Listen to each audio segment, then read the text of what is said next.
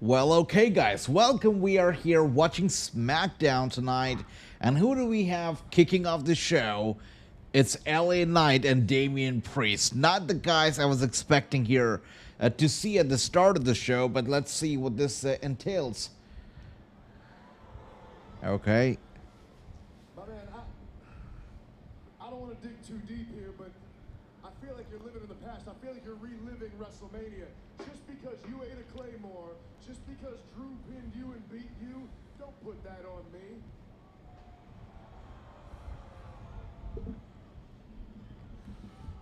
You don't have any idea how that was going to come out. I could have caught him BFT right here. I'm just saying, don't let your failures be mine. The way I see it, this whole situation is because you lost your championship at WrestleMania.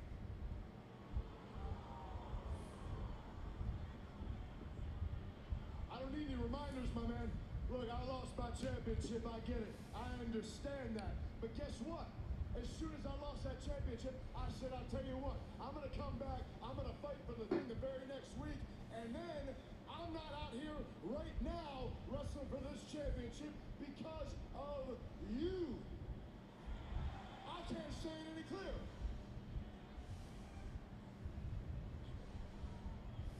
This is the deal. All your frustrations, they're your fault. Maybe if your head wasn't up your ass at Mania, you'd still be champion.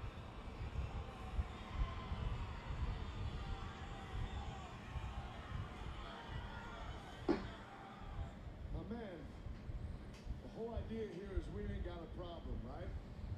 But I'm telling you right now, if you keep talking like that, you ain't got to worry about where the head's up. You can worry about me putting my foot up yours. All right. We could do this back and forth for a minute.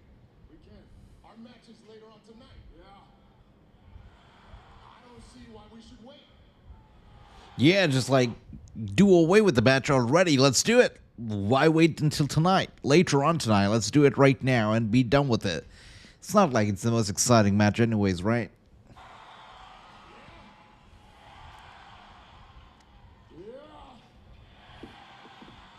Wait, I don't want to wait. Do you want to wait?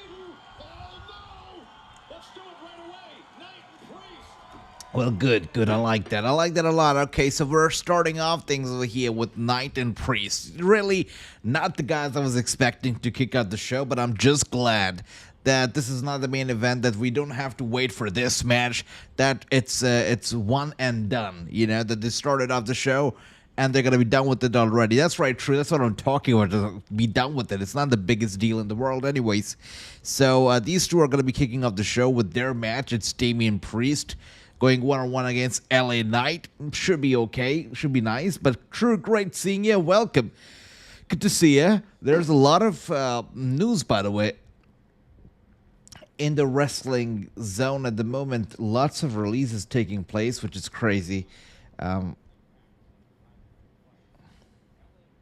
So we know that over the past couple days, quite a few staff members, including creative team members, were getting released. But now we know that the release has got to the roster as well, where people, you know, their contracts were either not renewed or they were just released.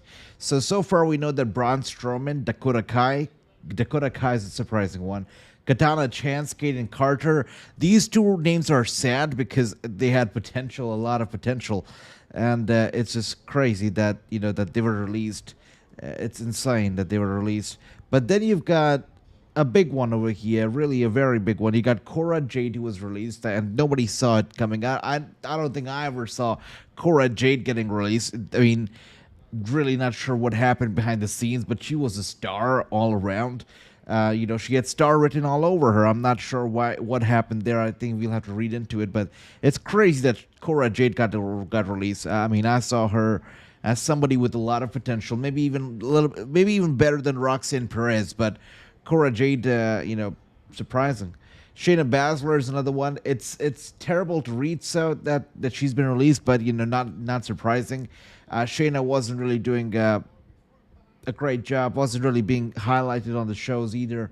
So Shayna Baszler, getting released is no surprise here. Gigi Dolan getting released is also no surprise. Eddie Thorpe also released, and so is Jakara Jackson, also released from the company, which is crazy. Lots of people getting released over here. I think the list is gonna get bigger because Jakara Jackson, of course, she was a part of the Metaphor faction, which really has been, going up these days. But yeah, she's been released now. We got Knight is gonna pop up on. No, true. Come on, I'm just being honest. Nobody's gonna pop up on me for being honest, right? Ricky says, "Hey, AJ, today a lot of releases are happening." That's right, Ricky. A lot of them are indeed happening. That's true. Yeah, Cora Jade apparently released, Ricky. That is the most surprising one. But yeah, it's true. Cora Jade is out of the company. She has been released. It's crazy. Jakara Jackson being the latest. Gigi Dolan, Cora Jade. I got a feeling that there's going to be a few more names coming up now. There's going to be a few more names. So Gigi Dolan has already revealed that she's going to be free to work in 30 days. I think Gigi Dolan is going to end up in AEW very quickly, very, very quickly. And so is Cora Jade. I mean, I really don't know what happened to Cora Jade. Maybe you guys know of any backstage heat or something going on, but there's got to be something, right? I mean, Cora Jade getting released is crazy. But let's see. I mean, if everything is okay, if she's well and healthy and able to compete, I see her going to AEW, no problem. She's talented. Anyways, with that being said, we got Nevin. Welcome. Hope you're doing well. Great seeing you. Shayna could be another rider. You're right about that. Shayna, lots of talent. And she has a lot of friends in AEW too, right? So that's that. Cora will probably just go to TNA. Cora Jade will go to TNA, you think? Wow, so if she goes to TNA, I mean, she's still a part of WWE, I feel, because, they're almost like hand in hand right now. TNA and NXT, at least, they're not two separate entities anymore. They're almost hand in hand. So if Cora is going there, I guess she's not going anywhere, right? I see Cora Jade going to AEW or TNA, says Ricky. She's been on Impact more than NXT anyway, says True. Yeah, you're right about that, brother. You're right about that. With that being said, Damian Priest with the elbow strike to LA Knight and sending him hard, planting him down on the mat right there. Damian Priest dominating. We got Ricky saying Sky Blue is good friend with Cora Jade. That's what I'm saying. That's what I thought, that she's going to go to AEW. And honestly, I feel like Cora should go to AEW. There's been a lot of wrestlers who's absolutely sucked in the WWE, but they went to AEW and they redeemed themselves. There have been people who went to AEW and failed even harder than they did in WWE, but some of them redeemed themselves, like Toni Storm, right? When she was in WWE, she was a total failure, but when she went to AEW, you look at her now, she's a megastar. So Cora Jade could be another one. She could be another one, so I hope that she goes over to the All Elite Wrestling ring. Good to see him. Welcome. And here we are. Randy Orton is going to be live tonight. Let's see how is he going to sell his match, right? How is he going to build it up without John Cena being around now? Because obviously John Cena being John Cena, he is not here tonight, but Randy Orton is. So let's see. What is he going to be doing tonight all alone? We got Jonathan, my brother. Great seeing you. He said, big up everybody in the chat. Hope you all are well. I hope you're well, Jonathan. Hope you had a great week. And hopefully we're going to get a good SmackDown here tonight. And LA Knight with a backbreaker to Damian Priest. And a neck breaker as well. I'm not sure how I feel about this, but LA Knight right now dominating Damian Priest. We got Ricky saying, but one problem is Cora Jade, she lost. Oh, she's going to get lost in AEW's locker room. We can only see her on Collision like Sky Blue. Wow, Ricky. I mean, I'm surprised you'd say that. I thought that, I don't know. Have I missed something? I thought that Cora Jade was like this big-ass deal on NXT, right? But from the looks of it, I wonder. Okay. Miro would have worked if he wanted to work. You're right about that. Miro just... What do I say? So Ricochet recently, right? He took to X, and Ricochet wrote that WWE basically took away the love that he had for the sport that he grew up loving, that is wrestling, but AEW brought it back. So he blamed WWE for taking away his love for wrestling, but he credits AEW for bringing it back. Some people in the comments, when I posted about this, in the comments, some people were like, no, you gotta blame Ricochet for doing what he did in WWE, and, it was him himself who was holding him back. I mean, I don't know if that's true or not, but one thing's for sure, this guy Miro was definitely holding himself back in AEW. I'm not sure if it was the personal issues, his personal relationship issues that were getting in the way, but definitely something was off during the time that he was in AEW, 100%. And with that being said, LA Knight is looking to finish this early. Still not sure about this. Okay, DDT to Damian Priest.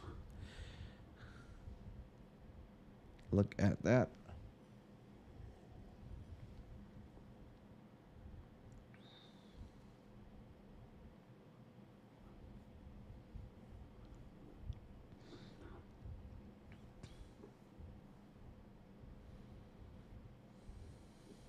Crazy.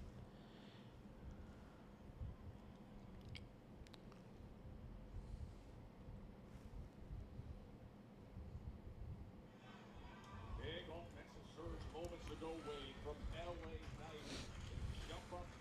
All right, we got Logan James, by the way, over here saying that WWE now focus on signing Mariah May. This is why they released all these stars. I mean, I'm not sure if Mariah May is equal to 6-7 stars contract money. That would be crazy amount of money for one superstar, right? But let's see. Pretty sure Mariah May is their priority. They want her, and maybe she's not the only one. Maybe they're going for more stars in addition to Mariah May. Because Nick Khan, he did imply during his interview during WrestleMania week that, he has his eyes on a lot of AEW stars who will get released or whose contracts will be up very soon. And, he says that much of those people are going to be in WWE. He did imply that during one of the interviews around WrestleMania week. So, maybe it's more than Mariah May. Maybe they're making room for plenty of people coming from AEW. With that being said, LA Knight sent to the barricade. Yeah. We got... It's true, AJ, looking... AEW's women roster, Tony Khan. Wow. So Ricky says Tony Khan does a bad job booking women's matches. That's not... You know what, Ricky James will not be happy to read that. WWE does that to a lot of people, so it's true without a doubt, brother. Cora Jade, she just tweeted 1 hour ago. She's thankful for her childhood dream. I mean, I'm still surprised that she got released. I always saw her like the next AJ Lee, but I guess I was wrong. The machine of WWE seems to take the fun out of wrestling for some. Well, yeah, that's true about that. Definitely true. And for us it's WWE, for us it's the cameras, the lights, the production, all that stuff. But for those people who get signed, in addition to all of that, it's also the backstage politics. It's also having to go through the creative, having to go through all these ideas, a lot of stuff in the back that maybe they don't like as much. So, by the way, speaking of stuff in the back and speaking of creative, this new show that they're coming up with very soon on Netflix, right, which is going to take us to the creative meetings, and it's going to take us backstage to all these matches being planned and nixed and canceled. I'm not a big fan of that show. I mean, I know that people are excited for the first time ever. WWE is lifting up their curtains, and you can go back and you can attend these meetings, all that stuff. I'm not a fan of that. I mean, I call me old school, but I feel like stuff like that, it should be hidden. No magician likes to reveal their tricks, right? Similarly, WWE, they should not reveal their internal stuff. All the stuff that goes into planning to match, it shouldn't be happening. I know that it's a quick cash grab, and people are gonna be happy. People are gonna be watching. They're gonna be curious, but I don't like it. I don't like it a lot. By the way, my brother Broman in the house, he said, looking good, looking fresh and blue. Thank you, my brother Broman. Much love to you. I'm pretty sure you're looking fresh as well. Great seeing you. Welcome. You sound fresh. And True says kayfabe, it died decades ago. You're right about that. Yeah, maybe I'm just a little bit old school in that matter, but it doesn't sit well with me that they're lifting up the curtain in such a major way very soon. And here we are now, Damian Priest.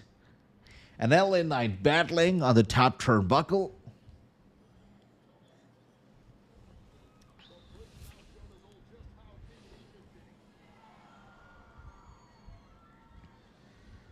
All right, Damian Priest now one step ahead. He's going to finish off LA Knight right now. And Razor's Edge connected. Damian Priest going for the cover on LA Knight after the Razor's Edge, but LA Knight with a kick out. That's crazy.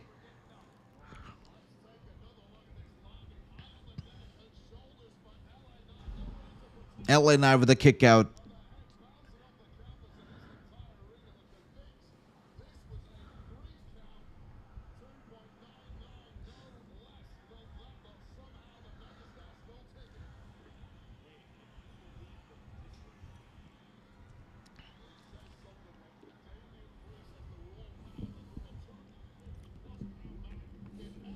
Wow.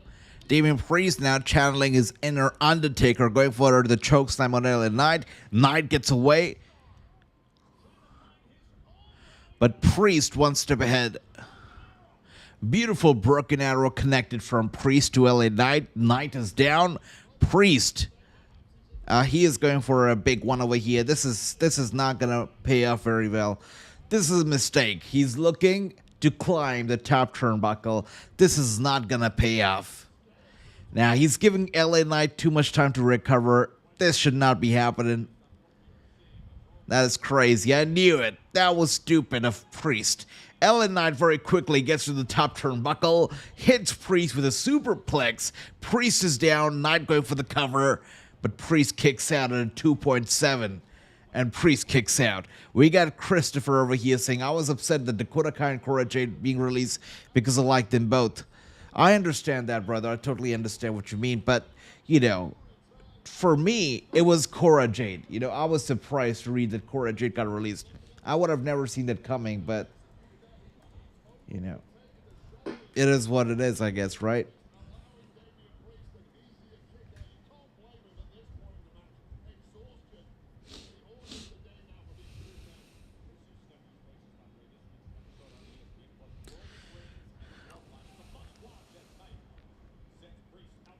Dakota Kai getting released, though, you know, I mean, pretty sure a lot of people are surprised with that because, you know, of all the work that she's done, Damage Control being a part of this stable with Bailey and Io Sky and all that stuff, it just, I guess all of that just never took off really as much as they'd like for it to, and ultimately she got released. I'm not surprised, but, you know, what can we do?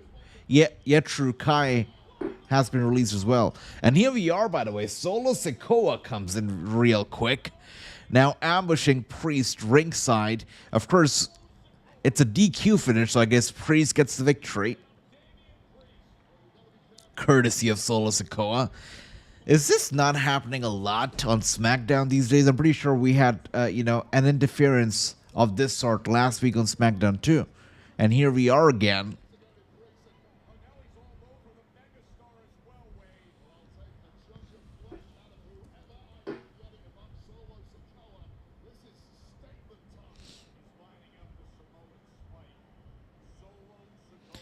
But that's right. So Dakota Kai has been released as well.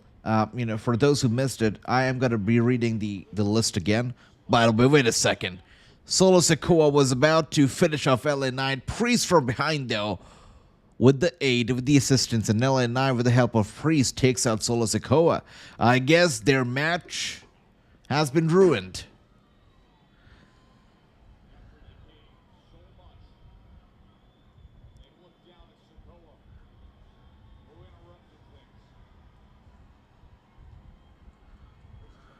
Wow, they're going to work together now.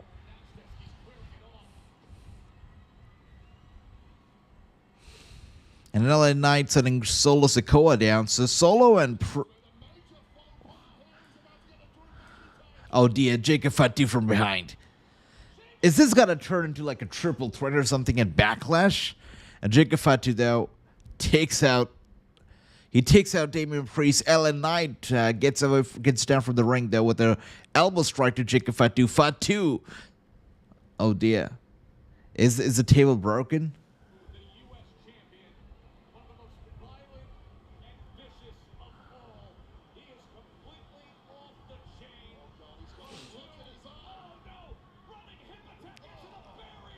That's crazy. Running hip attack into the barrier to poor Damian Priest. He goes down. So does LA Knight. Jacob Fatu, the only one standing right now. We got Jonathan, by the way, over here saying, I have Tribal Chief Solo Sikoa. That's right. That's right.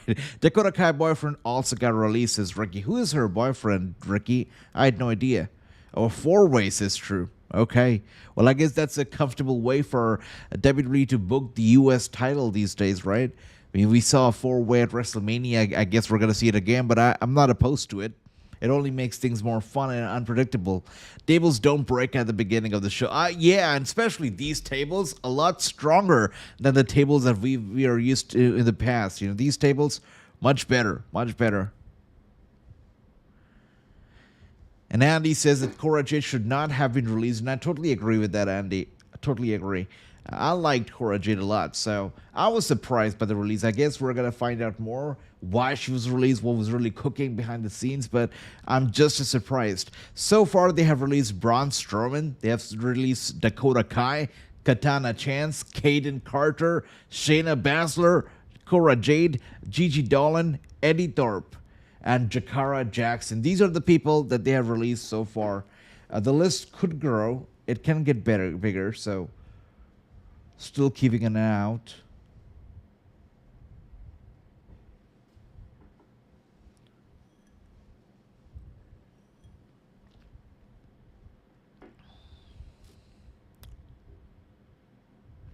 All right, so I guess we have another release over here. 1 second.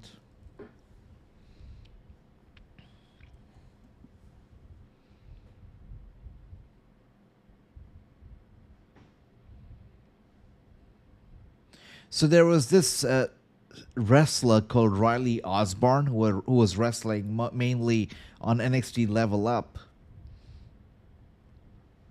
and NXT, as well as the Evolve brand. He has been released as well, so that's another one over here. His name is Riley Osborne. He wrestled on NXT and Evolve. He has been released as well. He's out of the company.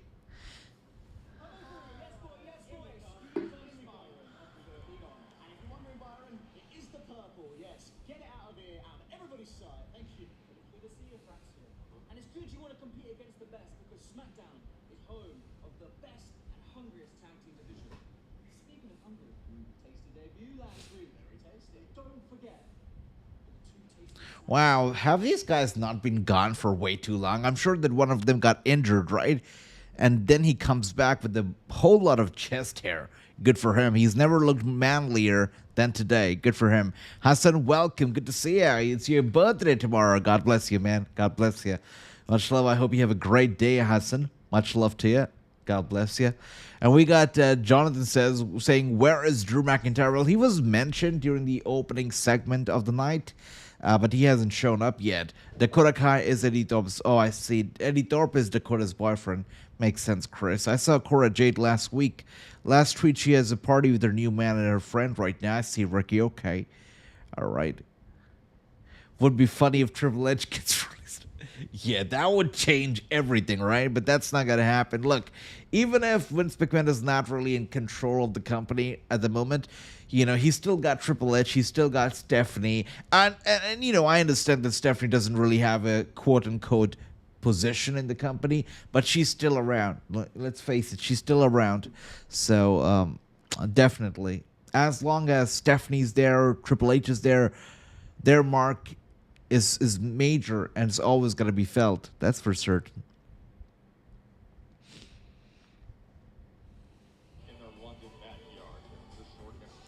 And we got the prettiest deadly, yes boy, making their way out right now. We got Clay saying, what's up, AJ, how are you? I want a picture of Roxanne Okay, Clay, you know, Google is your friend. Now we've even got AI, so all you've got to do is take this prompt and put it in Google or AI, and you'll get it. You'll get what you're looking for.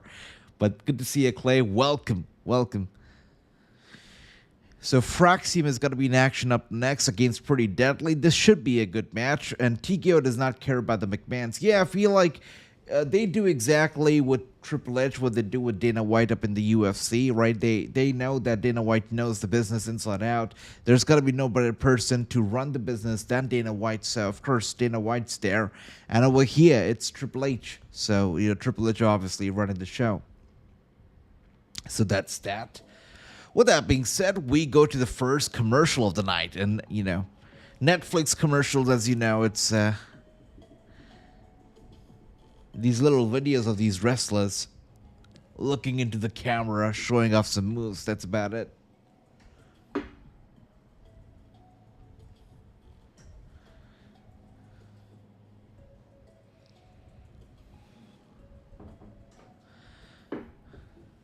All right. So Jonathan, by the way, he came up with this great idea, and he said, AJ, maybe you should do another live stream in addition to the watch-alongs during the day, so like daytime EST, something like that, maybe around noon EST. And I was thinking that it could be a good idea. I was thinking that we could do an additional live stream, maybe every alternate day or maybe daily. We'll see how that goes, but we could do one live stream around noon EST. Maybe alternate days, daily. We'll talk about that, but it could be something to do with the latest news, or maybe just going through all these rumors, or maybe news plus recap from the previous night. We could do that as well. So I'm just thinking about it. I was thinking we could do a recap of the previous night show as well as news and rumors of the current day. That's what I was thinking. But let me know if you have any ideas. I'm still working on the format, still thinking about what we can do, how we can make this good and stand out from the rest. But let me know if you got any ideas or any suggestions, guys. We got True saying pretty deadly, pretty awful. Yeah, still, I'm sure they're good in the ring, which is why they're still here. And, we've seen matches from them. They seem like they're good in the ring, but can't get me excited. I still don't get the outfit. I still don't get the mannerism a lot.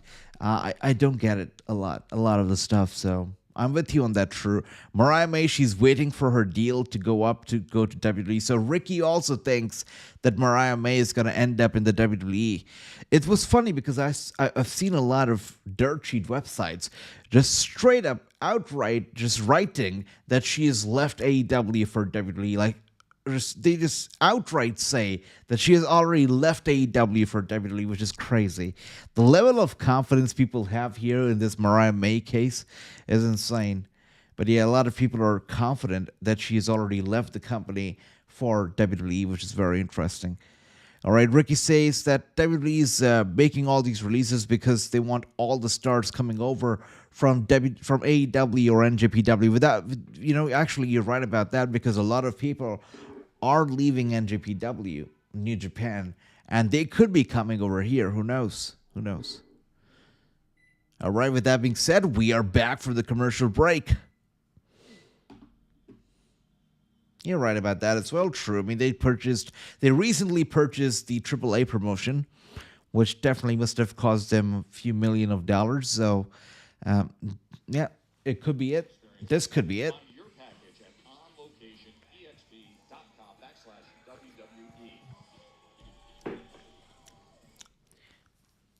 Oh. Michael Bisping from UFC. I got no idea, but good to see Michael Bisping, I guess. Okay. It's nice to see all these UFC stars who used to hate on WWE earlier. They're now actually loving it, and they're showing up to attend these shows. Nice. Michael Bisping in the house. Okay. It's crazy that WWE is now making all these releases after hiking up the prices for their tickets. Money in the Bank, not Money in the Bank, I'm sorry, but SummerSlam, I was baffled to see that the most expensive package is $40,000 per seat, which is insane. Like, how do you sell one seat for $40,000? I know that, they add a lot of other stuff as well, VIP experience, whatnot, meet and greets, whatnot. I understand that, but still, it's $40,000, which is crazy. I don't know. Does anybody have that kind of money to go to a wrestling show and spend $40,000 on one night and some VIP experience worth of stuff? I mean, I don't know. $40,000 is a big amount. I mean, I would say $4,000 is good. it's okay, it's acceptable. But $40,000, some people earn $40,000 in the U.S. every single year. That's like the household salary for a lot of people in the U.S. 40,000, 45,000. That's how much people make, and you want $40,000 for one night is insane. It's crazy. It's crazy. You're right about that. True, totally. And if you go to their website, to their merchandise website, WWE Shop, they have increased the prices, obviously, of the T-shirts, of the merch, but also the replica titles. So the titles have been increased by at least $100 every single title. Let it be the plastic, the commemorative titles, or the replicas, the metal ones. They've all been increased by at least $100, which is, again, insane. The replicas don't cost, I would say, the replicas, the metal ones, all of them now actually have gone above $500. Insane. Insane. That's right, bro, man. I was baffled when I saw that $40,000 price. I was baffled. But it's true. People are apparently paying that much money. Somebody told me that the green shirt guy at WrestleMania, he paid that kind of money for the VIP experience. Insane. Insane. And Ricky says, Fightful is reporting 2 NXT stars get released soon. Don't know. I see. Okay, interesting. With all these female releases, they should just go ahead and stop the women's division, because right now there's only a few select that are worth watching. Actually, I love Roxanne Perez, but when Roxanne showed up in the main roster and now she's a part of Monday Night Raw, which is great. I'm happy for her. I'm happy to see her on Raw. But when she showed up, I was like, nah, she's great, but I'm really waiting for Cora Jade. But very surprising that Cora Jade got released. Roxanne Perez is here, I'm glad. But Cora Jade getting released is crazy. It's crazy. All right. That being said.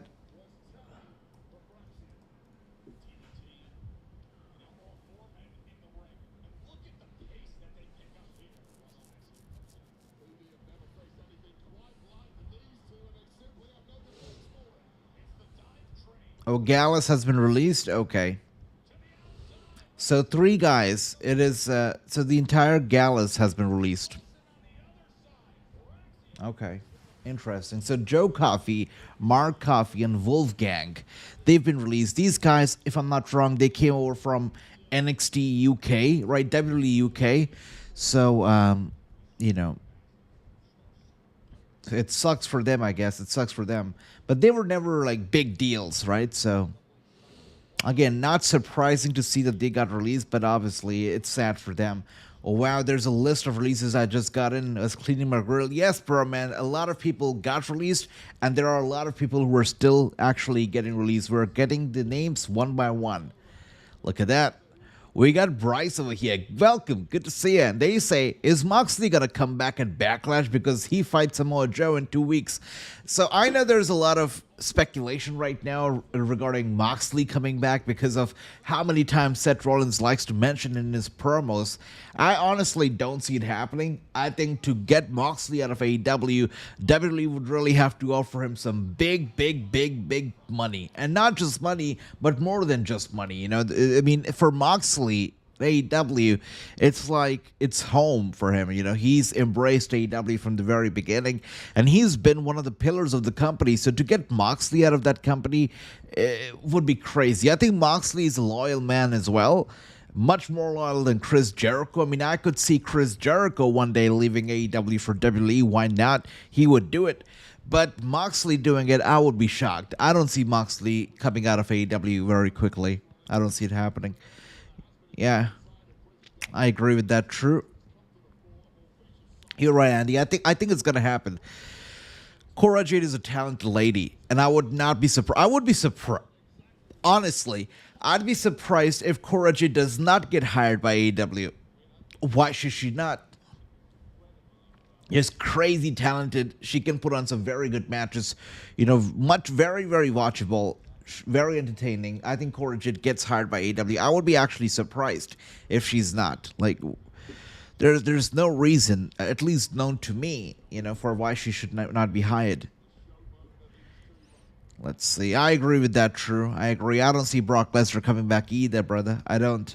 We got Broman over here saying, and allow him to bleed every other week. Yeah. I know.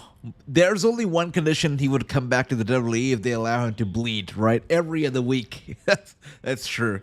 That's what he needs in addition to the money.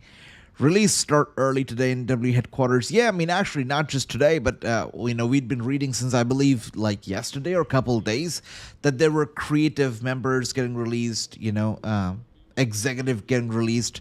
And here we are now, finally, with the superstars getting released as well. With Braun Strowman, by the way, him getting released, I guess is kind of surprising because we did see him on TV, recently.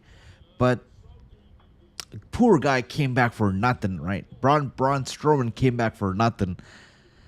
He got no opportunity this time around. He got none. And I don't know what's next for him in the wrestling business. I'm not sure if there is anything for him in the wrestling business. Maybe he's done. Who knows? Yeah, Andy. Jericho, from what I understand, is an opportunist. He's an opportunist. He tries to make the best that he can for himself. So when AEW was very hot, or was doing well, he was with AEW. I will not be shocked if he leaves AEW for WWE in the near future. Jericho, he knows how to really insert himself into everything that's good right now. So, he's an interesting guy.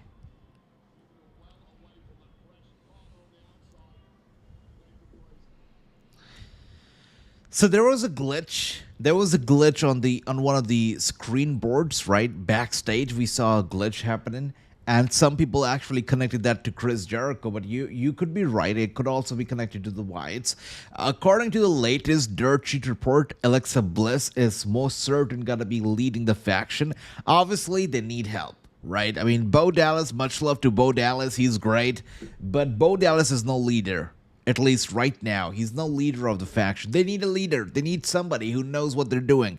And Alexa Bliss can talk, she can walk, and she can lead. Alexa Bliss is the leader that the White Six need right now to be relevant and to be spotlighted. And apparently, that's the direction that they're headed, that Alexa Bliss is going to be leading the White Six. So let's see how that goes. But that is what is coming out of the dirt sheet right now. But with this tag team match is still going on, if you guys were wondering, guys. Fraxium is dominating. All right, good stuff. Nathan Fraser. Gotta love that DDT. And a shooting star right here. What even was that? That seemed like it was a 3. Did he even kick out? I did not even see him kicking. Whoa. How did the blood get there?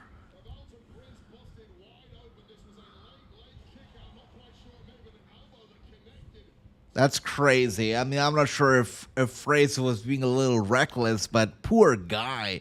He busted him wide open. The guy is bleeding right now. That was not even a move that usually, causes you to bleed or get cut. But Fraser, wow, I see ya. By the way, my brother Nautic, a.k.a. Andrew, in the house. Good to see you, brother. Welcome. I've been doing well. He says, how's the show so far? Well, I would give it a solid C+. Or maybe I'm being a little bit generous, but I would give it a C+ right now. And we got Pretty Deadly. Fraser powerbombed hard into the mat right there. Probably deserves it after that spot as well. Poor guy busted him open with a shooting star. Nobody gets stabbed because of a shooting star. That's crazy. Not off the top rope, so that's even more insane. Bo Dallas was cleared to wrestle in March. Yeah, apparently Alexa Bliss has also been cleared for way too long. Not sure what's going on here. Because he already is like Bray Twin. Look, it could happen. I think that they could bring back The Fiend or, some way, a digital version of The Fiend or something. Could be done. But right now, they have to be on screen. Like, they have to get TV time, which the White Six is not getting. So first, they got to get TV time themselves. And then, maybe we can think about maybe having The Fiend be portrayed in some capacity. But right now, they need to be on TV. Let's see. Maybe Alexa Bliss is going to be The Fiend. Who knows? With that being said, guys, Fraxium with the victory. Good stuff. Certainly no beginner's luck for Flex, the M2. Look, Nikita Lyons getting released would be crazy because she's the reason a lot of people like to watch NXT. All right, so I know that she gets injured every other day. I know she's been injured like twice so far, right? So that sucks. She's a little bit injury prone. Hopefully, she's gonna overcome that.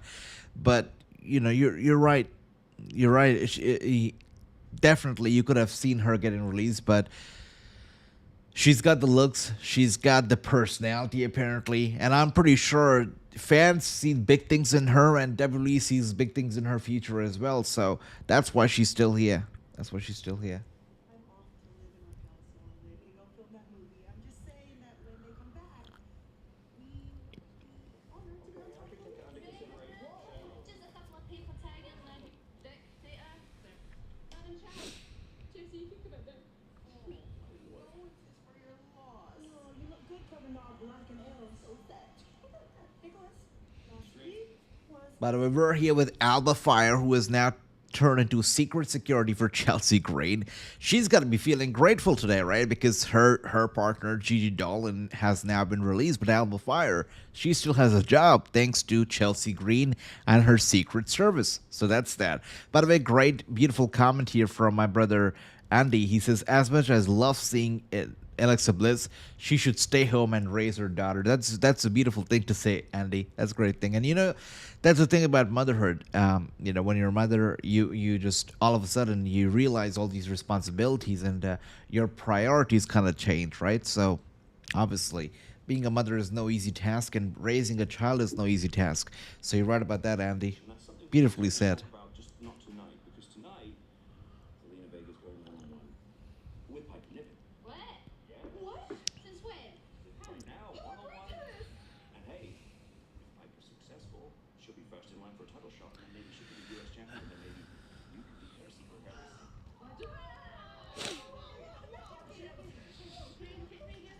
Chelsea's losing her mind. It was a shocking return a week ago for Nia Jax. Hadn't seen her since Elimination Chamber. We'll hear from the dangerous and determined Nia Jax. Did I just hear people cheer for Nia Jax? Am I living in some kind of an alternate universe? How did people cheer for Nia Jax? What is happening right now? Iowa, what's wrong with you? Okay. But we've got David here. Welcome, David. Welcome. Great to see you. We got Bryce saying, okay, I have a prediction. Since Becky Lynch turned heel like her husband said, she is most likely going to win at Backlash, just like John did at WrestleMania. That's interesting. Okay. That's interesting. I think so as well. I think this is the era of heels, right? So you're right. And, she just turned heel. She's red hot right now. For her to lose at Backlash would just suck. So you're right. You make a good point, Bryce. You make a good point right there. Mia looking good, says true. Always does, brother. Always does. AGC, Kadana Chance, and Kaden Carter going to TNA. Well, I guess, the one thing that I felt sucked for both of them was that they were made to be a tag team from the very get-go. Sucks. Again, I've been watching, which one? I think that was Katana. Yeah, Katana Chance. I've been watching her since her days in the American Ninja Warrior, and she was fantastic. Over there she was called Casey. That's her real name. And Casey Catanzaro, if I'm not wrong. And she was just beautiful, great, super athletic. Then she came over to the WWE. I think she was doing some solo work at the beginning. Then she got injured. Sadly, got injured, and then she was put in this tag team, and she never got out of the tag team. And actually, the last time we saw them on TV, I was saying this about them, that these two are holding each other back. I felt they were holding each other back tremendously. Should have never happened. And obviously, they got injured. Kaden Carter, I felt had a lot of potential to do big things, but Kaden and Katana, sadly, they held each other back, and they both got released. They should have been solo acts. They really should have been solo, but they were forced to be a tag team, and that was terrible. That was terrible.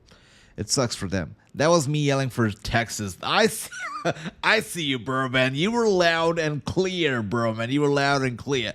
Because people really don't like Stratton. This is true. For me, I like to see Stratton, but the minute she opens her mouth, no offense, but she is super annoying. She sounds like a brat. and like a spoiled brat. And I can't. I know that's her character, that's her gimmick, but wow, does she sound annoying? Great in the ring, easy on the eyes, but terrible on the ears. I'll tell you that. No offense though, but wow.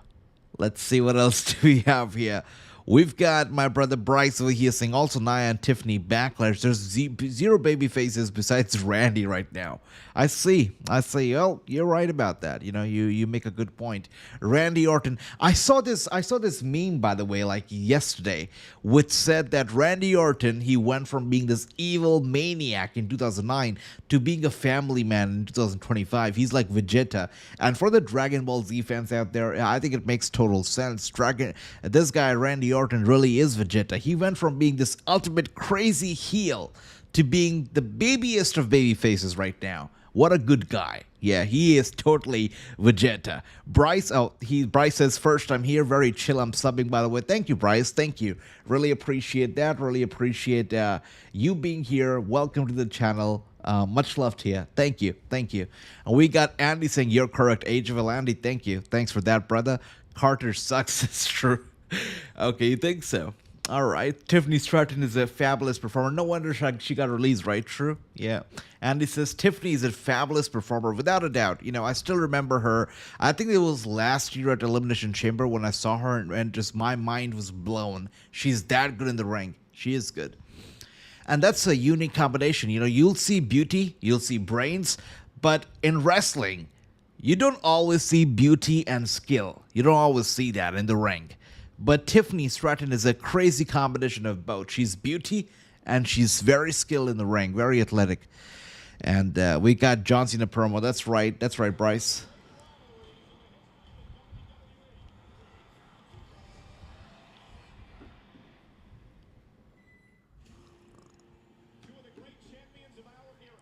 Name any match of John Cena, Randy Orton. I've seen them all. I remember them all. That's how much I cherish their rivalry. That's how much I love their rivalry.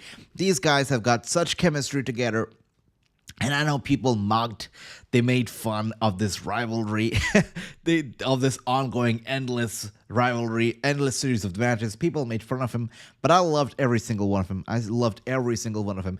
Probably the reason why I'm watching wrestling today, John Cena and Randy Orton. What a crazy rivalry. Yeah, I remember this match so clearly. So clearly. Such good times.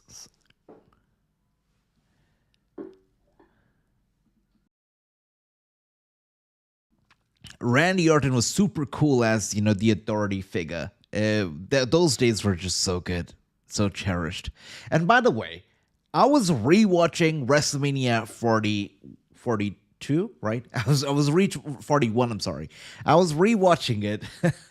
And I was watching the triple threat match, right, that took place WrestleMania Night 1, the main event.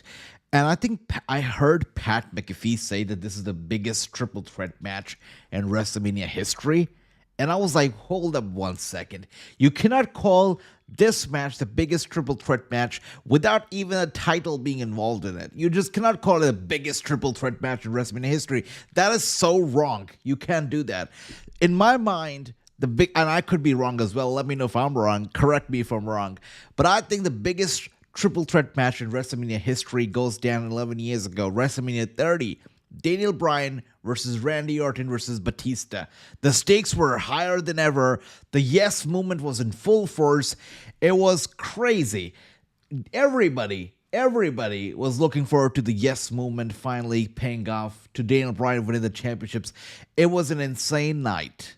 And the fact that it was only a one-night WrestleMania, not two, where Daniel Bryan did not have to go through the qualifier night one, then go to night two to wrestle in the main event. That didn't happen. It was one night only. That's what made it even more magical, even more special. And the stakes were high. The stakes were very high. The celebration was even better. In my mind, WrestleMania 30, Bryan, Orton, Batista, the biggest triple threat match in Mania history. I could be wrong, though. Let me know if I'm wrong. By the way, Nia Jax comes out here. Bro, man, I hear you. We got Andy saying it's about time that Crown Jewel has left. Yeah, I thought the Crown Jewel name was exclusive to, Saudi Arabia, but it's going to Australia now. And now the crown is actually blue, not green, which is interesting. AJ, I love the feuds of Ric Flair and Ricky Steamboat. Hell yeah. Classic again, Andy. Classic. Oh, hell yeah. Much love. Bryce Andrew says the skill Tiffany has, we can talk about on the PG show. Brother, we can't even talk about it. Like I think the only guy who can actually talk about it is Ludwig Kaiser. We can't. We got no right. Hopefully Orton can at least get a decent match out of Cena. Hopefully. Look, that WrestleMania match against Cody Rhodes sucked. But, I think we can expect something better at Backlash. People cheering for Nia Jax? What is going on here? Iowa? It's not even April 20th. Well, that was a warm welcoming, and I'm really happy I'm back. Yeah. But you see, while I was gone, and your champion Tiffany Stratton was running around here like a Barbie doll with her head cut off, I was at home getting refocused, regrouping, so I can come back here.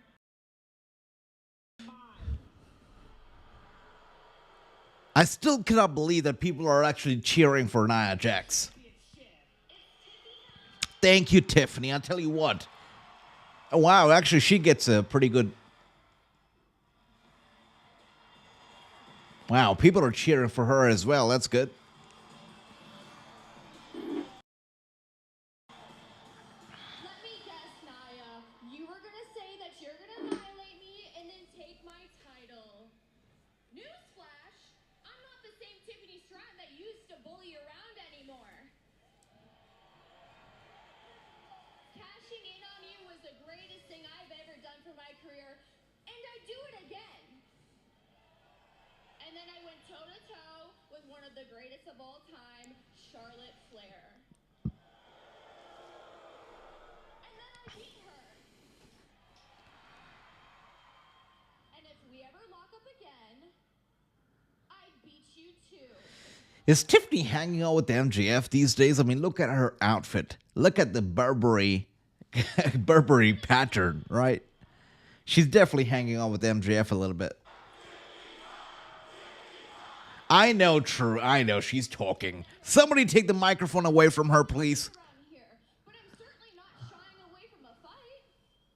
I'd defend my title against you anytime, any place, anywhere. Wow, Tiffany's angry. Look at her.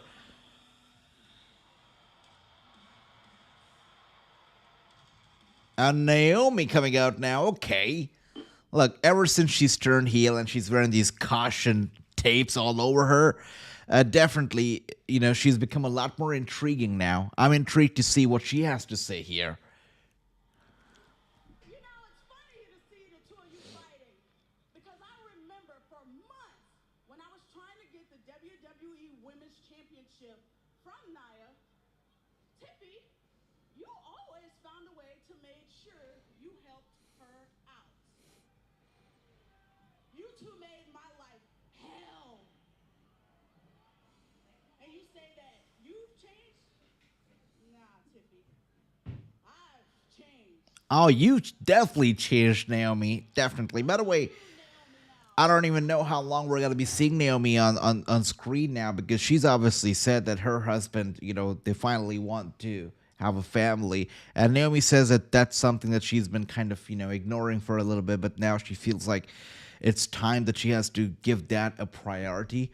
So she doesn't know how, when, where is it gonna be. I mean, when is she gonna come back? When she's a mother, she says that she's always kind of ignored that because she's afraid of having to start from scratch again after delivery. So obviously that's a fear that she has, that once she is a mother, she won't be ever able to get back in the ring. And because of that fear, she's been, kind of avoiding that topic. But now she feels it's high time. So Naomi, I feel like we're seeing maybe the last of her in the WWE after, before she's gone for a bit. But here we are, though. We got Jade Cargill coming over, and Naomi was about to clothesline her, but Jade Cargill one step ahead, and here we are now. We got an elbow strike here from Cargill to Naomi, and an Irish whip over here. Naomi, though, oh dear, she's tossed out of the ring right there. Clothesline, and she goes out. Oh my goodness. If this turns into a tag team match, no. No way. Is this gonna turn into a tag team? Nick Aldis has turned into Teddy Long.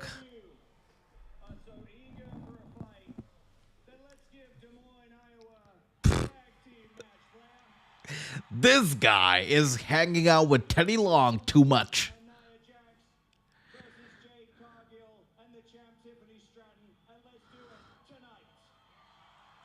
Why not right now? Why tonight? Well, I guess this is the main event of the night, guys. We got a tag team main event from the looks of it.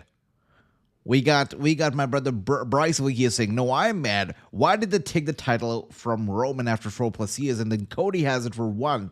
Imagine if Roman... I know, right? But they had to give it to Cody.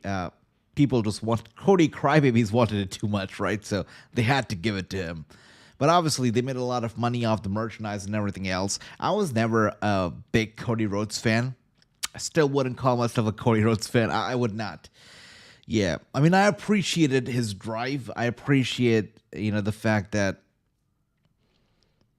he worked hard as a champion, obviously. And even before winning the championship, he's worked hard. So I appreciate the hard work. I appreciate everything about Cody. But I'm just not a fan of Cody Rhodes. I'll be honest. Seems like we've got this match coming up now. It's going to be Aleister Black versus The Miz. Interesting. We got True saying she can still train while she's pregnant. Yeah, I mean, I don't know what really the situation is. I read, again, this is too much information, more than we should get, but apparently she revealed during an interview that she only has one ovary or something. There's some issue going on, so which is obviously why she's a little concerned about the whole thing, and again, her return to the ring post-delivery. So, but we've seen wrestlers, a lot of wrestlers, especially recently, do it, right? They give birth, they come back very quickly, very soon after. So, and looking in great shape as well. So Naomi obviously should not be so worried, I feel. Women who stay active tend to have less difficulty. Yeah, absolutely. Very well said, True. Very well said. People who stay active, it's a breeze. It's a breeze. I don't know. I think her name is Megan Morant right now. The lady who's doing these talk shows on WWE. She does one. I feel like the Raw recap. I think her name is Megan Morant. But I know that she recently gave delivery, and I saw that she did not miss 1 week. Like she was back right after the delivery, did not miss a week, and she's in on it. She was here leading up to the delivery, and she's here like literally right after her delivery, and she kept acting like, if you looked at her Instagram post, when she announced that she was going to deliver, I was blown away because I did not even know that she was pregnant all this time. She's been so physically fit, which is great for her. It's great for her. Aleister Black wants to make a statement. He's going to be part of mine. Let's go. All right, the Miz over here with Carmelo Hayes. All right, Carmelo. By the way, Bryce says, Jimmy better proceed with caution. Well, it's full speed ahead, brother. Cody wasn't supposed to hold it as long as Roman. Roman only held it because of Vince. Yeah, you're right about that. Vince was a big part of Roman Reigns' title reign, without a doubt. Vince always loved Roman, so obviously this was like a dream come true for him. That people got behind. Somebody he's been behind for so long. And here we are now, Miz coming out. I don't know how does Carmelo feel about, being a little lapdog for the Miz these days. This guy is him. This guy has been all about him. All, during his time in NXT, he was all about him. That's about it. But here he comes out and he has to be, a lapdog to the Miz. I'm not sure how he feels. But I guess he's got to learn from the best, right? And the Miz is always usually there, trying to elevate the talent, trying to help the younger, newer talent, and he does. But the Miz has always also been paired up with the likes of Tommaso Ciampa and a lot of other people who didn't really take off with the main roster. Ciampa, sure, if you'd like to say, he's had a successful run on the main roster, but in my eyes, Ciampa is no big star. He's no big star, and he was also paired up with the Miz at the beginning and didn't take off. Melo's learning from everybody now, so he can really shine. Yeah, I mean, I hope the best for him. Again, I hope that we see him and Trick Williams sharing the frame on the main roster one day. But I mean, I can't wait. I hope Melo takes off. I hope he does well. We got Brycing, no rest. Tell me why the lights shut off last week. I thought it was the Wyatts, brother. Yo, it's so funny you mentioned that because when we were watching Raw after WrestleMania, right? It was like a roller coaster for me because the lights went off and people had their flashlights on. And I was like, why did the lights go off? And then I was like, whoa, it's the Wyatt 6. I didn't say that it was the Wyatt 6, but I was like, whoa, it's the Wyatt 6.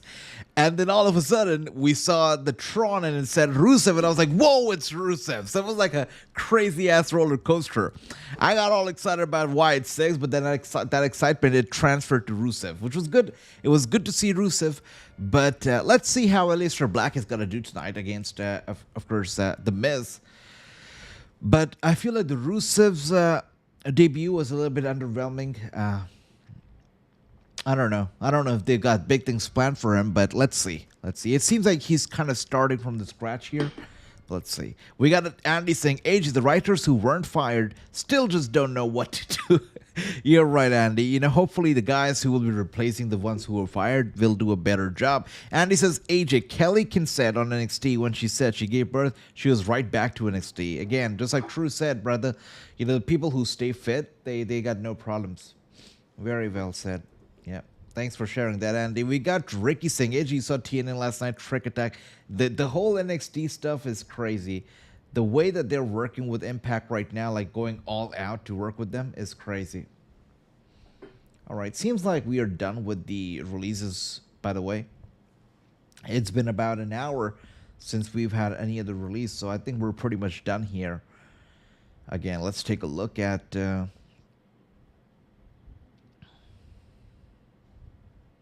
So Cora Jade has already changed her name on Twitter. You know, she already is going by the name of Aleister Black on Twitter. And we got Eddie Thorpe, of course, Shayna Baszler. Shayna Baszler has put out a tweet after her release where she says, no one can offer what I have to offer. Reality, let the galaxy burn. So Shayna Baszler obviously is fired up and she says, nobody can offer what I can offer. So she is not looking to stop. She's looking to go out there and do more. Jakara Jackson obviously is also released, but she says, I've always been and always gonna be the action. So Jakara Jackson is ready to go. Gigi Dolan says that I'm free to work in 30 days. And it seems like she's heartbroken by the choice of emoji that she's used, but you know, she says that I'm ready to work in 30 days. So obviously she's looking for emails and stuff.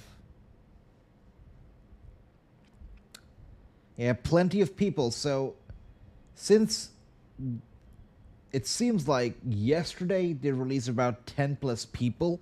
These were the executives, the people, the staff positions. But today, obviously, they released a lot more talent. So that's that. We got True saying Karate Kid. Oh, hell yeah. True said Karate Kid Legends. I gotta see that as well. Yeah.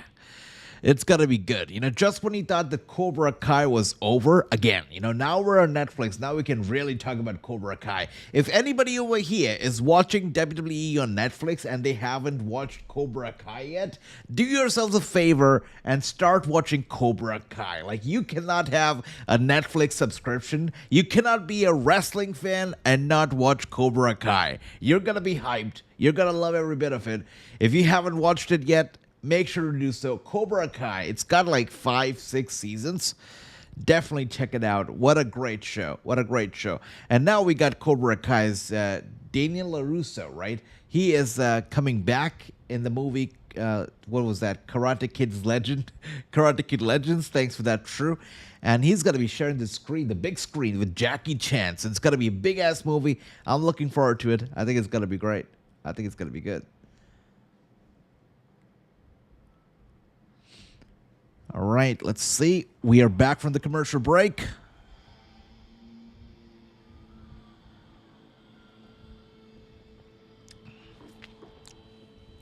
All right.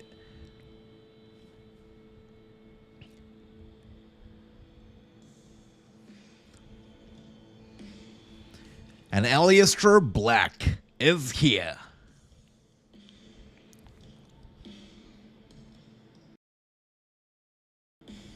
Hell yeah, it's good to see him. It's good to see him back.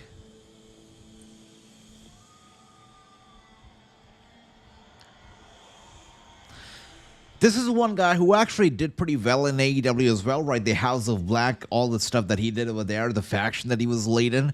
It was good. It was fun to see him over there in AEW. He left on good terms, which is very important. I don't know why people, they burn bridges, right? Like a lot of people who go to AEW burn bridges. People who come back, they burn bridges. But Aleister Black has been a pure professional. When he left WWE, he left on good terms. When he came back, he left on good terms from AEW. So this guy's a pure professional. You can appreciate that. And here we are now, Aleister Black staring down at the ring. We got Bryce over here saying, Russ, do you know all of my predictions on who the current champions will lose their title? Let me know, Bryce. Let me know. I'm all ears. Logan says, I'm pretty sure Kairi Sane is staying in WWE, and WWE is partnering with Rossy Ogawa. Interesting. Okay, Kairi Sane, you think is going to... Okay, could happen, Logan. Could happen. Shayna is going to reunite with Marina. That's what I thought. That was the first thing that came to my mind, that she's going to pair up with Marina. And, you know, that would be the best for her.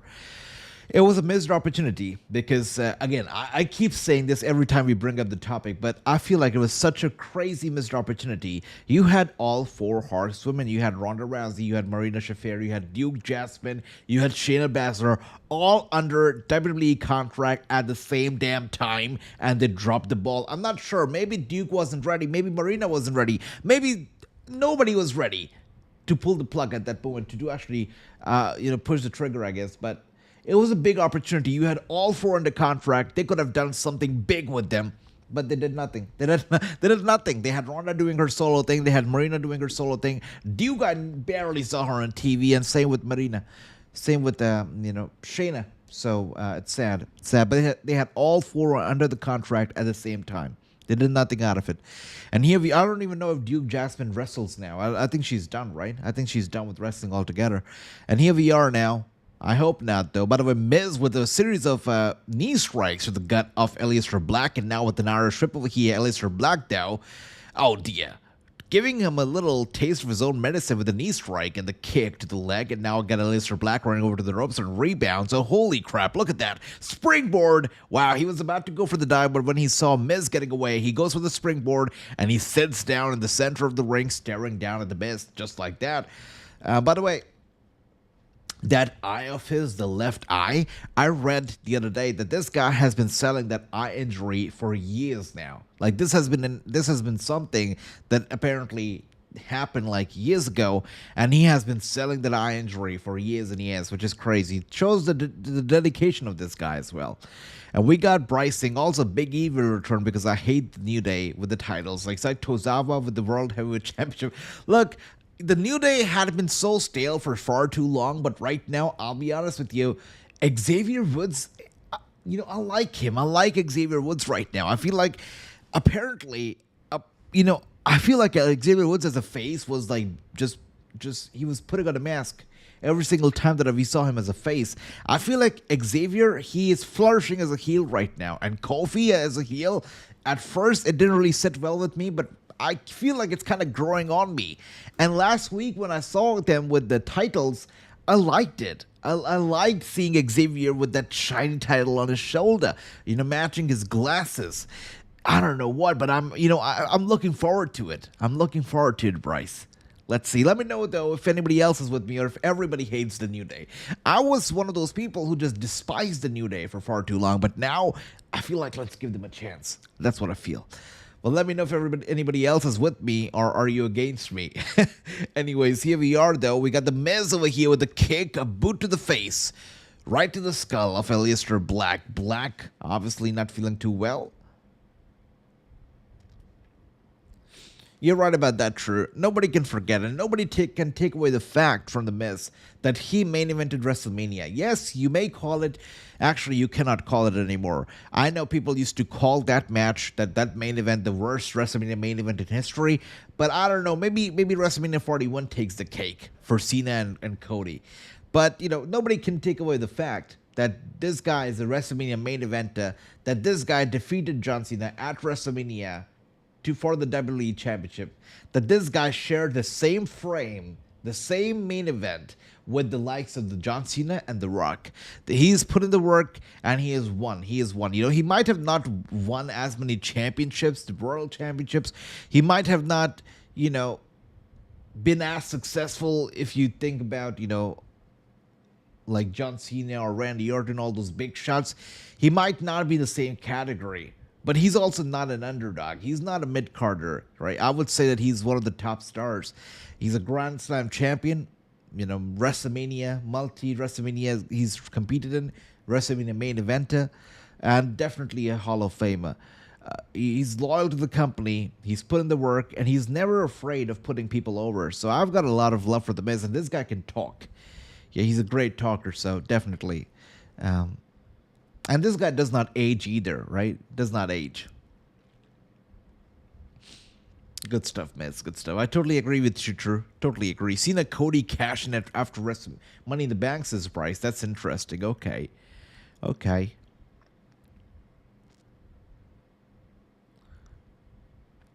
Aleister Black would have captured the IC belt from Dom Dom, says Andy. I see. That would be nice. That would be nice. I think right now Dominic as the IC champion is golden, and I'm excited to see what's next for him and who is going to take the title away from him. It's going to be good. By the way, Liv Morgan, there was this big chirp on the dirt sheet saying that next week is going to be a big ass week for Liv Morgan, and everybody got hyped.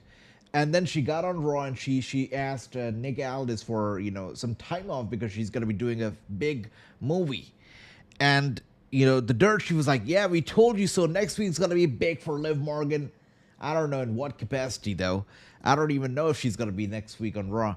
But, that's what they kept saying. It's going to be big. And then people were like, holy crap. Okay, if it's big, it means that it's a DC film or a Marvel film. Maybe she's going to be the next Gwen Stacy and all the crazy-ass rumors in the dirt sheet.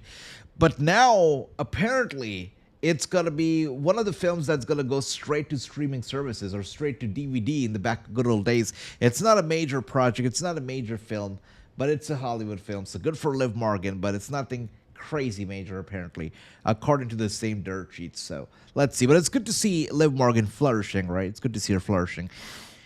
Anyways, here we are. The Miz rolling out of the ring over here, going over to Aleister Black. You know what? This is surprising because I thought this... Oh, by the way, big-ass knee strike straight to the neck of the Miz and makes Miz taking it back. This is a little bit surprising to me because I expected this match to be really a one-sided affair. I thought Aleister Black was going to dominate this match from the very get-go and he would win it. But the Miz actually is here with some offense as well. But Aleister Black obviously is going to end up in the match because it would suck for him to lose his first match upon his return after 5 years to the company. So he's got to win the match. But it's been a nice back and forth, something that I didn't expect for it to have, actually. And a big kick straight to the side of the head. The Miz taking it back. Aleister Black, is fired up right now. Weenum, by the way, great seeing. Yes, springboard from Aleister, going for the cover on the Miz, and the Miz kicks out at 2.6 right there. We got Bryce saying Jacob best bet is 10 Brock Lesnar's, Jay Sammy, Roman said possibilities, New Day War Raiders, or Judgment Day. I see. And then Dom called me crazy Demon Balor. Wow, you know what? I would love that, Bryce. For Demon Balor to come back would be great. I'm not sure what it's going to take for him to come back, but I hope he comes back. Demon Balor was great. The greatest part about Finn Balor, to be honest, so I hope he comes back. Here we are, though. Miz going for the cover on Aleister once again with a kick out. We know once again, great seeing you. True says it's a horror film. Yeah, and it's very well suited for Liv Morgan. And who knows, I think people got a little bit carried away with the DC and the Marvel, film predictions. But the truth is, she's a wrestler, not an actress, right? She does not have an experience in Hollywood. She doesn't have an experience working in films. So when you're fresh off college or when you're fresh looking for a job, you don't get, to go to a very big firm, or you don't become CEO right at the beginning. You go through steps, and I feel like this is Liv Morgan's step. So she is starting out with this movie project, but who knows if she does well, if this film does well, if her acting is appreciated, maybe she'll score a bigger production house, a bigger project in the future. So again, wishing Liv Morgan the best, I guess. But here we are now. We got The Miz, one step ahead of Aleister Black, once again pulling him down right there. Going for the skull-crushing finale. Oh my goodness. Skull-crushing finale. Reversed, and he went for the cartwheel right. I've never seen somebody dodge the skull-crushing finale like that. He dodged it and went for a crazy cartwheel. That is insane. That's insane. That was a beautiful way to get out of it, though.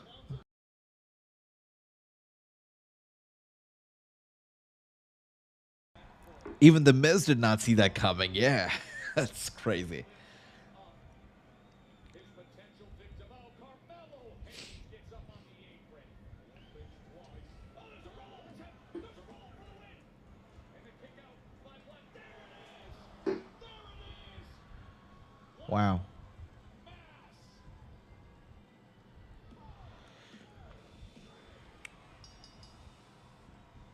With that being said, the most predictable outcome to this match, but a great match. Nothing takes away from the fact that it was a good match. Good back and forth. Aleister Black, though, with the victory. As predicted, he wins the match. All right. Let's see what else do we have here.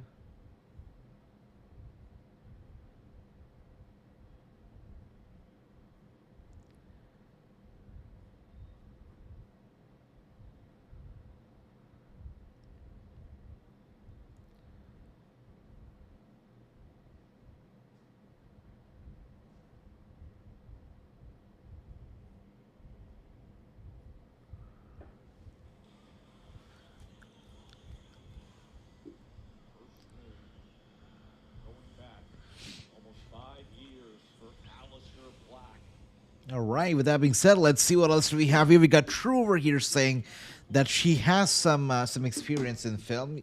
You're right about that. I think she's been on Chucky, right? And then she's also probably been on another film. Yeah, The Kill Room or something. So you're right about that. She has a little bit of the experience. Not too major. Some cameos like in the Chucky series. So yeah, she's had some experience, but obviously this has got to be a big one.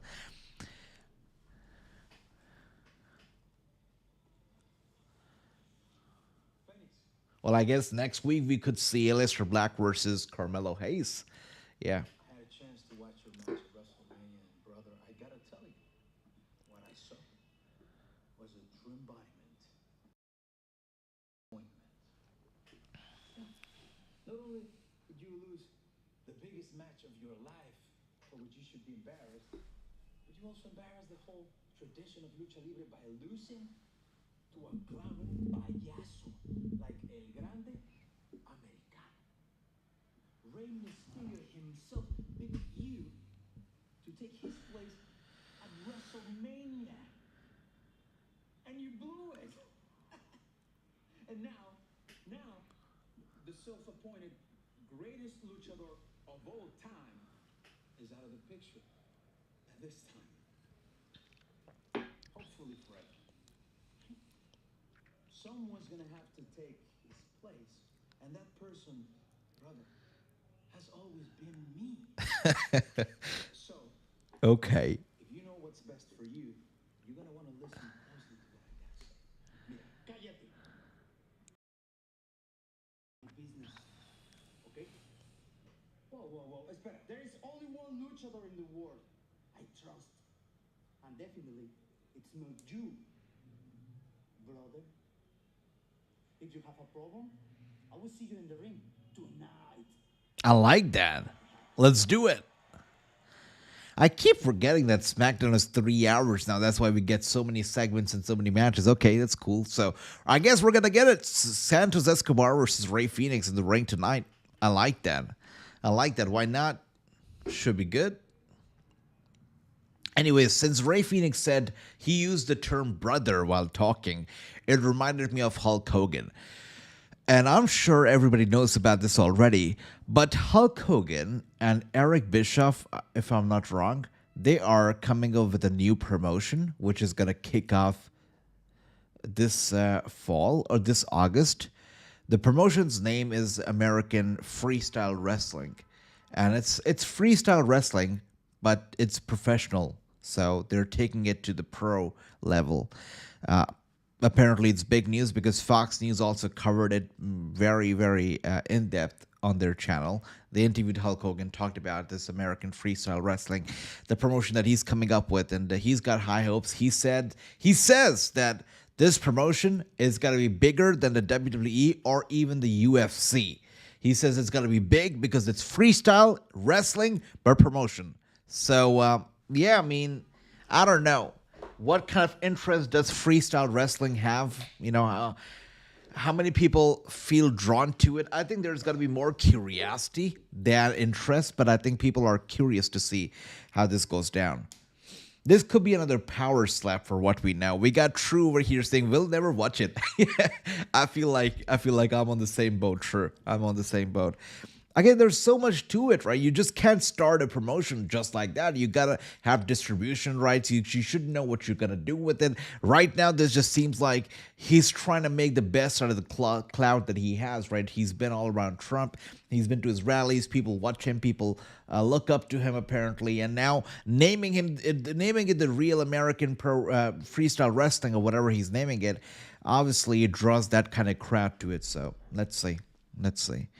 Freestyle wrestling is great, but not with Bischoff or Hogan on it. Yeah, you got two names who people don't like very much in on it, so it's definitely interesting. By the way, we got my brother Anil here. Anil, great seeing you. Welcome. Hope you're doing well. We also got Bryce over here saying, you know who else is good talker? LA Knight. McIntyre said, you're a joke, just like your last U.S. title run.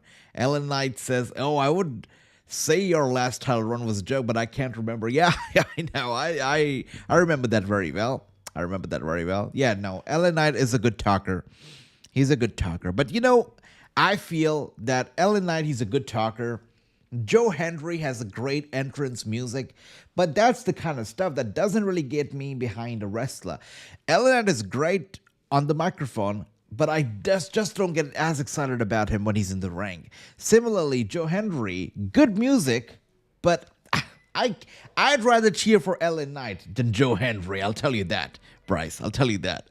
But I know, good to see you. Bryce says, is it true that LA Knight is this? No, absolutely not. I would definitely not agree with that. Hell no.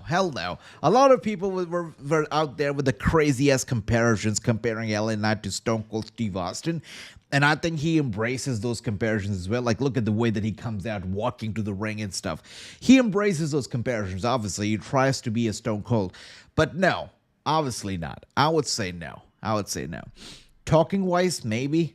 But personality, everything else, I would not say so. You know, he's a good talker. I'll give him that. But is he The Rock? Is he Stone Cold? I'd dare to make a comparison like that, is what I would feel. Power Slap show was really dumb. Yeah, Andy, I think it's still going on, right? Is it still going on? Because I still see reels of it on Instagram. I'm not sure if it's still on, but I do see reels of it on Instagram and YouTube. So I don't know what's going on. I never was very into it. I did hear that people got injured. Surprise, right? Really badly injured. But what can you do? It was, for some people, it was their cup of tea. For me, it was not really a cup of tea, but also I didn't have access to the show, so I never really watched the whole show. But I did watch clips, and it was brutal to watch, you know?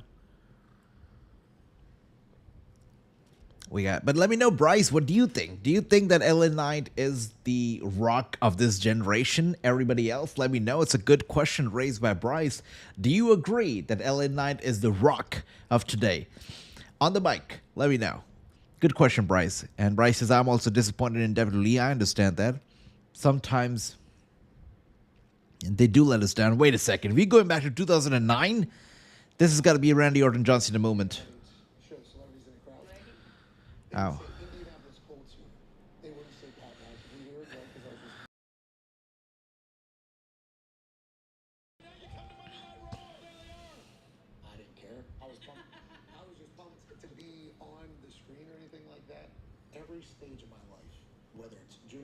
high school, college, NFL, you name it, whatever city, whatever group of friends I'm around.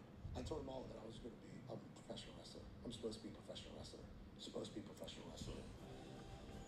In episode 7, featuring Pat McAfee. So Stephanie McMahon is doing a lot these, right? She's got this show now with ESPN where she's doing 10 episodes, if I'm not wrong. But then she's also started a podcast. She also has her own YouTube channel now, and she's also started her podcast. So I guess when this thing with ESPN is done and she's done doing her 10 episodes, she's got to be going all in on her podcast, which, by the way, is already on. You can already watch it on YouTube. She's already putting out episodes. But yeah, Stephanie McMahon is a podcaster now. Did you know that? All right, we got Deion Dawkins over here, 4-time NFL Pro Bowler. Nice. He looks excited to be here for certain. All right, Zelina Vega, by the way, dancing. She's dancing. She's happy. Of course, her man, Aleister Black, was here just moments ago. He won his match, so she's going to be happy. And tonight, we are going to be getting Rey Fenix versus Santos Escobar. Going to be a good match. I like seeing Santos in the ring a lot. It's just that we don't see him a lot in the ring, but I do like seeing him. When I do, I'm happy. We got Bryce saying they have a huge powerhouse in Drew McIntyre, and they aren't booking him title matches at all. Look at his pies. Man, I agree with that, brother. I know Jonathan, I think Jonathan is not here right now, but if Jonathan was here, our brother in the chat, he's great. He would totally agree with you, Bryce. He would totally agree with you. And true, he was more like Austin with the rest. What match I would love is Yeet versus Brother, that's a match I would skip. That's one word that I hate. Yeah, I cannot stand LA Knight, and I don't think that he deserves a world title opportunity. Yeah. But it would be a funny build, though. It would be a funny build. He's more like Austin, says True. I get it. Stephanie is bored. Yeah, she's bored. She's got to make money. I guess it's not even about the money right now. You're right. She's probably just bored. You're right. She's got to stay relevant. Stephanie McMahon wants to dethrone. By the way, Joe Rogan, that's funny, Anil. That's funny. Stephanie wants to dethrone Joe Rogan. Imagine if she ends up in Joe Rogan one day. That will be interesting. Oh, dear. With that being said, we got Bryce saying, one other thing involving Mox. Oh. What is it about Mox? Let me know, Bryce. Let me know. And here we are. This should be a good match, I guess. I don't even know if Chelsea actually wants Piper to win this match because, as Nick Aldis said, that maybe Piper wouldn't become the U.S. champion and then Chelsea Green would have to be her Secret Service instead. But here we are. We've got the U.S. champion going up against Piper Niven in a non-title match here tonight. And Chelsea Green, of course, standing ringside for this match, looking on. I don't even know if she wants Piper to win again. But let's see. We got Zelina Vega now. Got Piper in a headlock. Piper sending her over to the ropes. Vega. Wow. Quite a size advantage of being stretched out by Zelina Vega. It'll be interesting to see the strategy that Vega takes in taking on Piper in a spot like this, who looks to just splash but misses. Piper then goes down hard.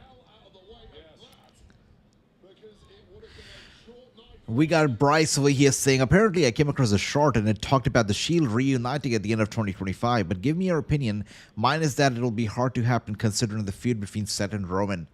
Long shot. Yeah, I agree.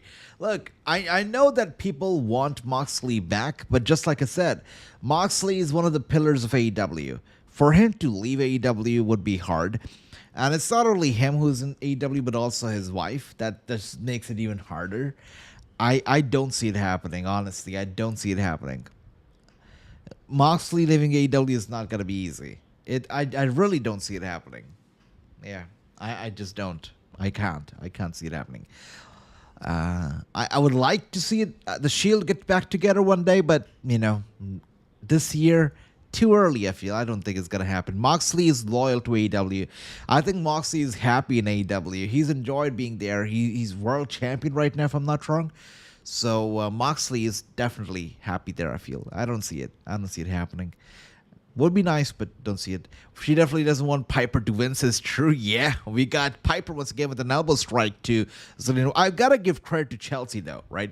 With this whole Secret Service thing, she has definitely made Piper Niven relevant finally.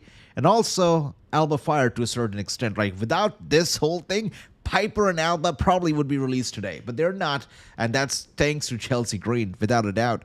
We got True Sync plus Moxie's under contract as a producer in AEW. That's what I'm saying. He's too deep in AEW to leave. People don't realize it a lot, but he's not just a talent. Definitely one of the pillars of AEW. Just like True said, one of the producers in AEW. He's got his wife over there as well. And I don't think his wife. I don't know. I don't know if they want to come back to the WWE. I don't think so. I don't think so, honestly. All right. My opinion is it is him and Joe who carry that business. What is your opinion? No, I agree. I mean, one of the...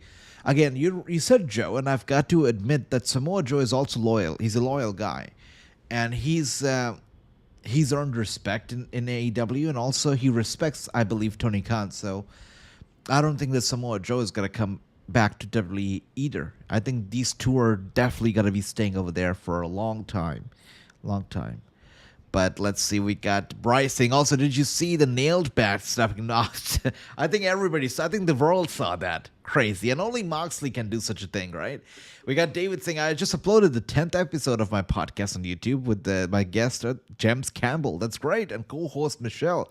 Amazing, David. I'll take a look. Much love to you. And once again, congratulations for your channel and your 10th upload. Beautiful. I will be taking a look. And everybody else, make sure to support David by going to his channel, checking out his work. Great guy. David is a great guy. Great brother. I just saw Wrestlers release on Twitter. Yes, right, Anil. Which one shocked you the most? Let me know. For me, it was Cora Jade. We talked about it briefly earlier. Cora Jade's release shocked me. It stunned me. But let me know, Anil, which was that one release that shocked you the most. And here we are now. We got Nia Jax. Wow, she just tosses Zelina Vega at the feet of Chelsea Green. Chelsea Green is definitely enjoying the sight right now. We got Brahman saying, definitely got to get Sammy. Brother, stop it. It's crazy. No. Has anybody been checking Sammy and Tay Conti's Instagram these days, by the way? The kind of reels that Tay Conti makes on Instagram with Sammy, I think stuff like that belongs to OnlyFans, not even Instagram. It belongs to OnlyFans. It's like downright dirty and desperate. So, you know, they already came across as desperate on AEW, but on Instagram, like much more desperate for sure. Piper, it looks nothing like Nia. You're right about that. Totally. Let's see.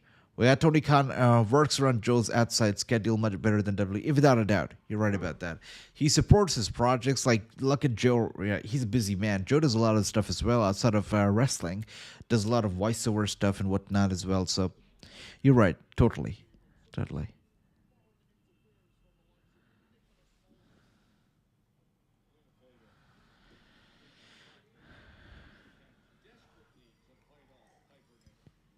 That's awesome, Bryce. That's awesome. So definitely we'll be taking a look at that as well. What is the channel's name? Please share the name of the channel. We'll definitely take a look.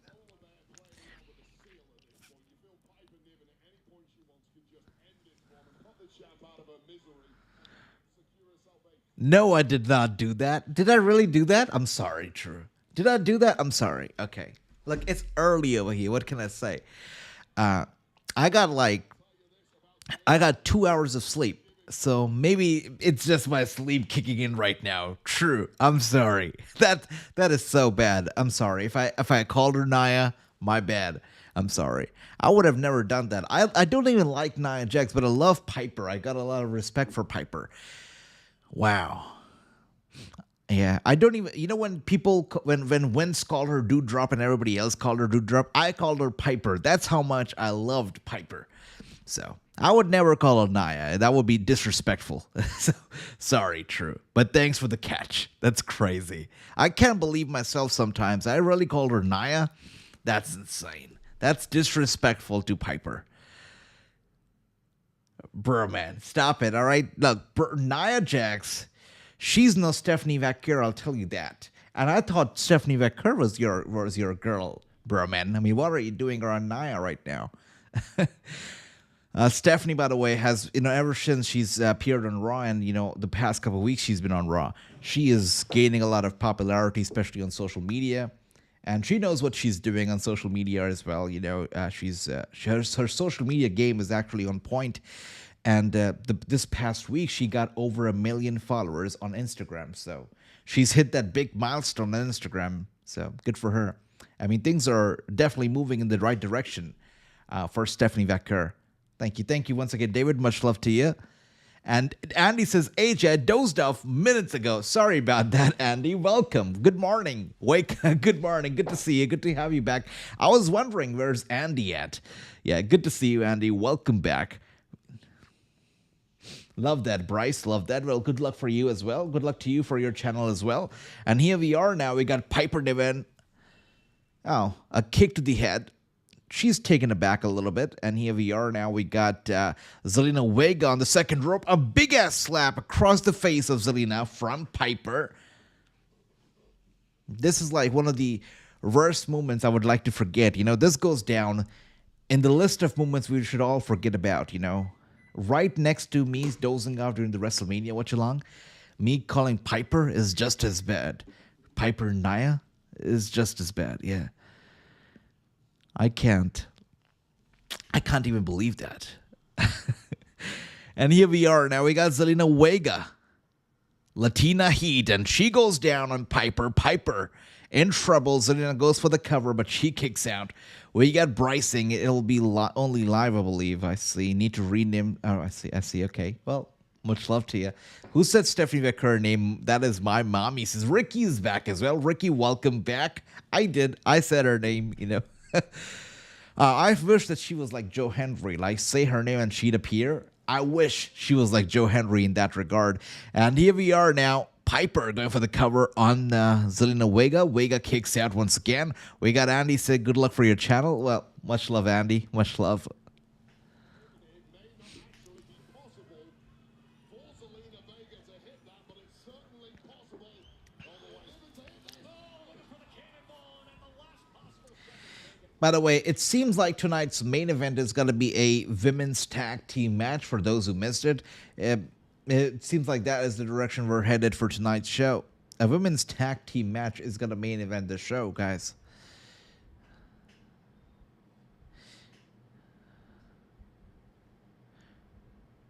Oh my goodness, crazy DDT, by the way, from Vega to Piper.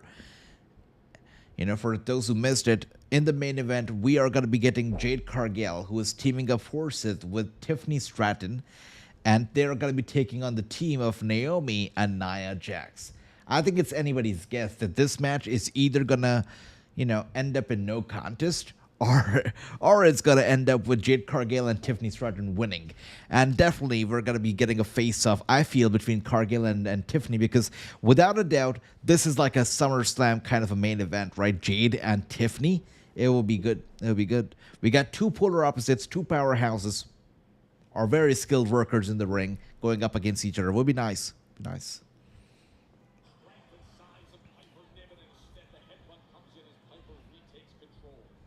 Piper Niven, who looks like she's struggling to cling on, but one shot puts her back in control. For that power bomb, can she get her into position? Oh dear, is Vega gonna go for the 619? It seems like she is. Okay. Chelsea Green stopping her, getting in her way on the apron right now.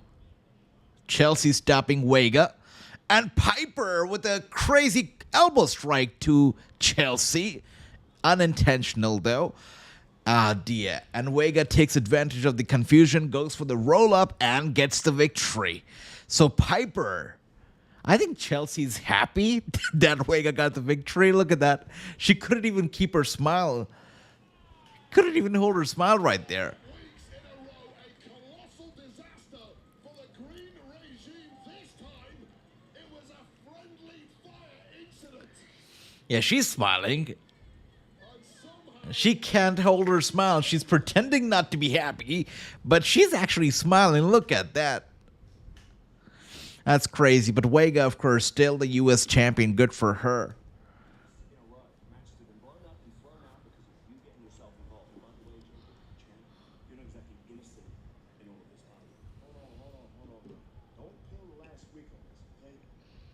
Damian Priest's fault. He's the one that caused the beef.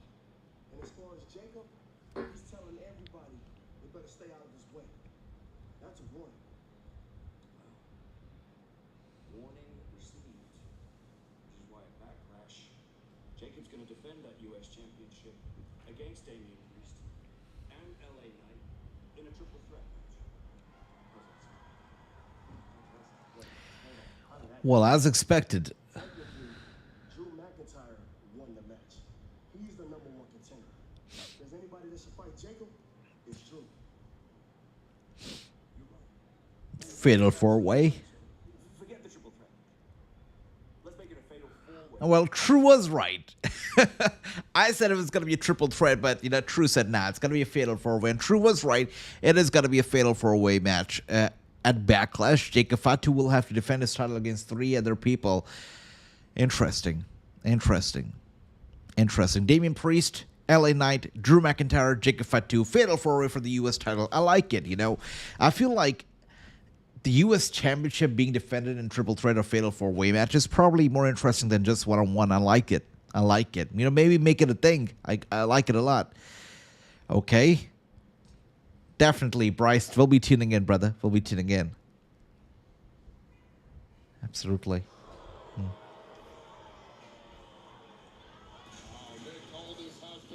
Andy, you're awesome. Always so supportive for everybody, Andy. Much love to you.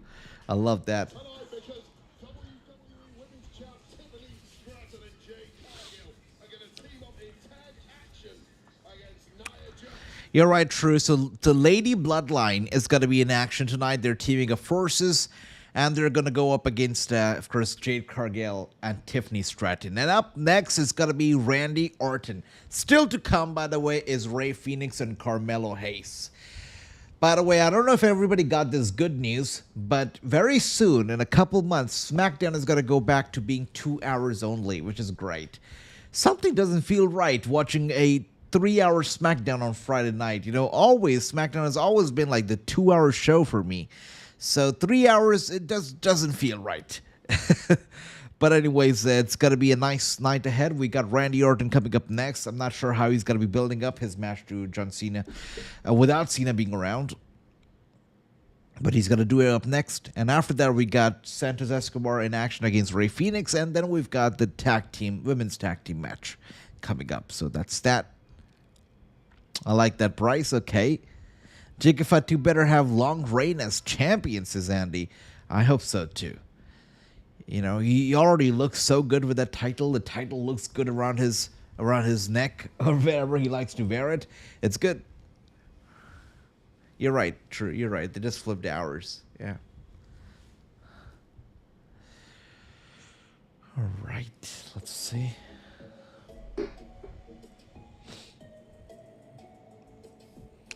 Let's take a look if there's been any other releases or something else.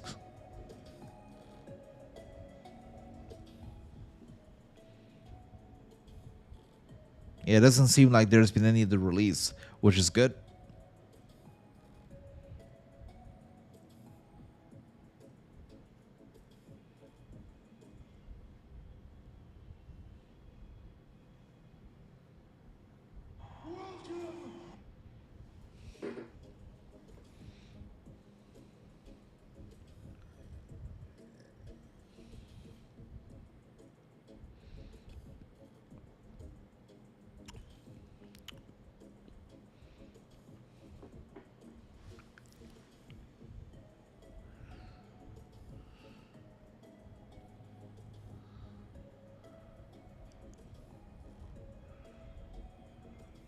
All right, so we got, one second, all the comments. So we got my brother Andy saying, AJ, what were you talking about? You were thinking about doing something in the afternoons. Yeah, so great question, Jonathan. So Andy, so Jonathan suggested that we should do maybe an additional stream every afternoon or maybe every alternate days in the afternoon as well. So about noon EST. And I was just thinking about the format. I think I like the idea, just doing one stream around noon. We could try it for several days and see how it goes. But I was thinking maybe doing a little recap of the show that took place the night before and preview of the show that's going to happen later on in the day, and also talking about the news and stories of the day. I was thinking we could do a show like that. Not too long, maybe 15 or 20 minutes long every single day live on YouTube. That's what I was thinking. But if you guys have any ideas, any suggestions, any feedback, anything that you'd like to share, let me know, because I'm still thinking about the ideas, still trying to think what would make the most sense and what would stand out the most. I don't want it to be like just me sitting up here and reading the news. I want to make it more interesting than that. So let me know if you guys have any idea. Sad for Cora and Braun, though. I know, Anil. I know. Right now I'm getting this Netflix commercial screen, where you see all these wrestlers staring into the camera, doing their pose, and I just saw a video of Braun Strowman doing that as well. So obviously his release was not anticipated. It's sad. He came back, and when he did come back, he came back with some impact. People thought that he was going to be good. It was good to see him back. Obviously, I was happy to see him back as well, but didn't work out. Earlier, when he was much younger, we used to see him flipping trucks and all that stuff. But this time around, he failed to make impact. He was barely on TV. I'm actually surprised that he got fired, but Omos is still on the roster. I'm really surprised. Obviously, both of them were just used as mere spectacles, larger-than-life athletes, all that stuff. They were not really treated fairly as wrestlers, and, I'm surprised that Omos is still on board. Yeah. Well, such a dumb move, WWE getting rid of Cora Jade. I don't get it. Even now, I don't get it. There's got to be something behind the scenes, something political, something, maybe backstage politics got in her way, or she rubbed somebody off the wrong way. Or there's got to be something really in the back that we don't know about, because Cora Jade was talented. She is talented, great on the mic, great in the ring. She's got the X factor. So her release was surprising. Totally surprising. You're right about that, Andy Anel. We got Bryce. I like that with the match card. Now, those are some matches I would actually like to see even in real. That'd be nice. She was distracting Punk. I'm joking. Yeah, maybe that's a reason, right? That would be funny. Maybe that's a reason. We'll see if Punk throw a fit. Who knows? I don't think AJ Lee would be too happy if that were to happen. Nah, CM Punk's not gonna throw fits. He's not gonna do that. He's a cult of professionalism now, right? He's a professional guy now. He's CM professional. That's it. All right, so it's official. The Fatal 4-Way for the U.S. title. Damian Priest, LA Knight, Drew McIntyre, and Jacob Fatu. By the way, I don't like how Damian Priest... how this guy, Solo Sikoa, mentioned this guy, Drew McIntyre. Like, Drew McIntyre, is he an easy target? Is he a guy who's easy to beat? Because when Nick Aldis proposed a triple threat match, Solo Sikoa pointed out Drew McIntyre as if he was, I don't even know, Akira Tozawa. Like, he was such an easy guy to beat. Like, Drew McIntyre should be a lot more intimidating than he was portrayed to be tonight. And here we are now with Vegeta, a.k.a. Randy Orton, coming out over here. Yeah. This guy went from being a legend killer. He went from being the apex predator, the Viper, to high-fiving kids on his way to the ring. Okay, Randy. By the way, GTA 6 has been delayed until 2026, which is crazy. May 26th, I believe. May 26th, 2026 is the date for GTA 6. And it's crazy. Look at that. We got Randy Orton hugging kids on his way to the ring before GTA 6. Let's just say that. Did you see the trailer of The Rock's new? I did see a new trailer came out. Didn't bother to click it and watch it, though. Let me know, Anil. Was it any good? All right, let's see. The Bloodline keeps picking on Drew. For some reason, I'm not picking on Rock right now. I know he's a high-paid actor. He's great. But the only Rocky film... Actually, there's two. There's two Rock films that I've actually really legitimately enjoyed. One of them being the Mummy film, The Scorpion King, if I'm not wrong. Back in the day, great film. The second one has got to be Baywatch. I think Rock did well. Baywatch was great. I enjoyed it. I didn't watch the classic. I haven't watched the classic yet, but the new one that came out with The Rock, that was a good film. It was funny, it was good, it was nice. Yeah. I'm not sure if The Rock was the reason I liked the film, but I liked the film. Yeah. Anyways, let's see. Check it out, says True. Okay. All right. I'll check it out. During the next commercial break, I'll check it out. There's got to be something interesting if you guys want me to check it out, though. Okay. Bloodline keeps picking on Drew. Oh, I see. That's right. That's true. Randy taking his sweet time before he gets to the ring, by the way. Sweet time, even on the apron. Hell yeah, I like that name, Bryce. The Electrifying Empire. I like that a lot. That's sweet. That's talent. I like that. Oh, he has got some good movies for certain, yeah. I don't know if you watched the Jumanji. Jumanji was not a bad film. I just hate the fact that they took the name Jumanji. I didn't like that a lot because, you know, Jumanji is a cult classic. And they took that name and they made it into a whole new film altogether. I didn't see any parts of Jumanji being in the. I don't know. Maybe it's just me, but the whole video game aspect of Jumanji and the more comical side of Jumanji didn't sit well with me. You know, I'm a big fan of the cult classic. I grew up on that cult classic, so didn't like the name Jumanji being used for this new film that, you know, of course, features The Rock. The film was good, but, you know, not a fan of the name Jumanji being used for it. I could be wrong, though. But here we are now. Randy Orton taking his sweet-ass time, by the way. Grabbing the microphone. Yeah, he's taking his time. This is what you call killing time, guys. Okay, Randy. Okay. Yeah, I want to hear, Bryce. Give me that name. I want to hear.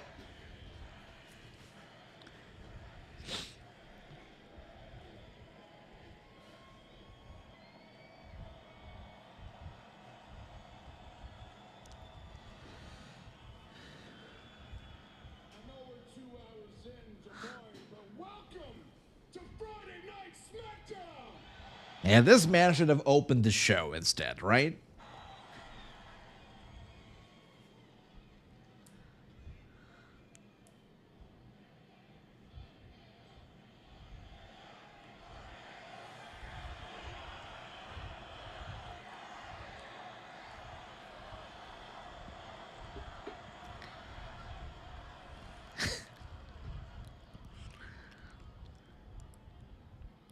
John Cena. The American Viper is a good name. Does that have anything to do with Hulk Hogan? Or maybe it does have to do with the American Alphas. Chad Gable? Interesting. See him. Ah, I see. Makes sense. Thanks, Bryce. That's a good name. It took about 20 years for all you to realize exactly what kind of You're right, True. He is red. Yeah, I'm not sure what he was doing in the back, but he is red. Yep. He's arrogant, selfish.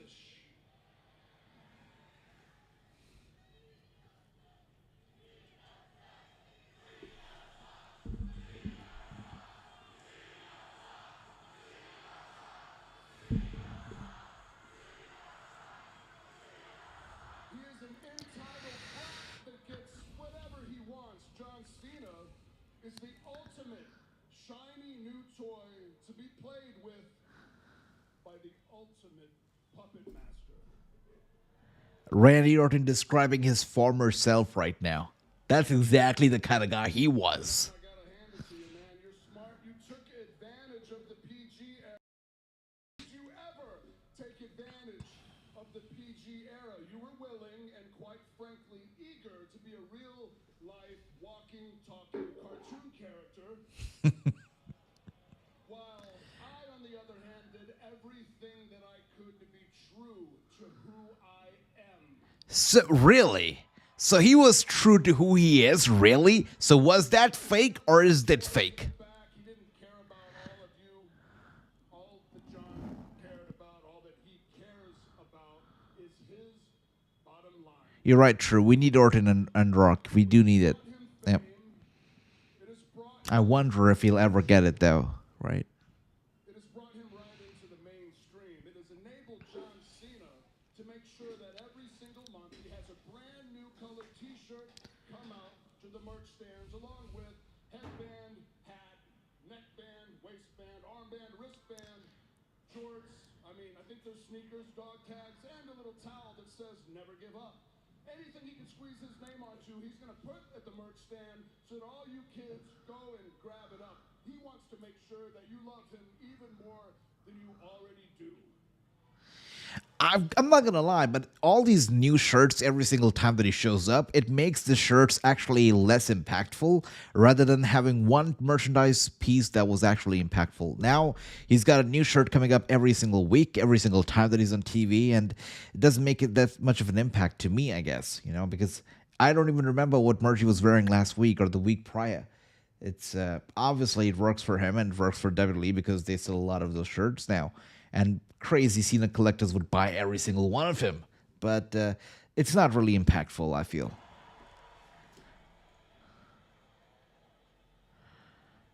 Well, with or without Travis Bryce, that main event sucked. So I feel like Travis, maybe he just added some little bit of glamour to it. A little bit of some, I would say, what should I say? A little bit of salt to it. But I wouldn't. Yeah, definitely. It sucked anyways. I'll give him the hustle. I'll give him the hustle all day. But the loyalty, the respect, what happened to the loyalty and the respect, John? Let me be clear why I'm asking specifically about the loyalty and the respect. Because last week, you stood in this ring, looked me dead in the eye, and you said you were going to erase the Orton name from the history books. You said, as you stood in this ring and looked me square in the eyes, that you were going to erase everything that my family did in this industry. And I'm going to tell you right now, you are not, and you will not, over my dead freaking body. You say that you are the last real champion. Nah, John, you are the latest legend that I have to put down. And I'm going to do so a week from tomorrow, Saturday, Backlash, my hometown, in front of my wife, my family, my kids, my friends, in front of the future generation of Ortons, in front of the future Orton legacy. I'm going to punt kick you so hard in that Lego-shaped head. Lego-shaped head. That is funny. But not before I drop your ass with the 3 most dangerous letters in sports entertainment.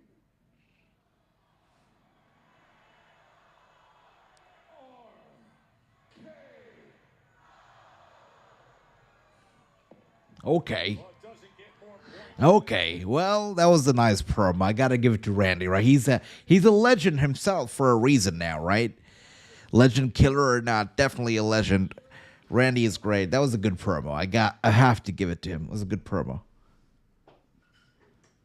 And with that being said, Backlash 1 week from tomorrow. St. Louis, Missouri, the hometown of Randy Orton. He says in front of the Randy Orton, the future generation of Ortons, he's going to put Cena down. So let's see how that goes. Also, Bryce Travis debut. Bryce, good question. So apparently there's a rumor in the dirt sheet windmill that they are planning a match, a tag team match. It's got to be Travis and Cena versus Bad Bunny and a wrestler. We don't know who that WWE wrestler is going to be, but apparently it could be anybody. Cody Rhodes, most likely. But let's see. We got...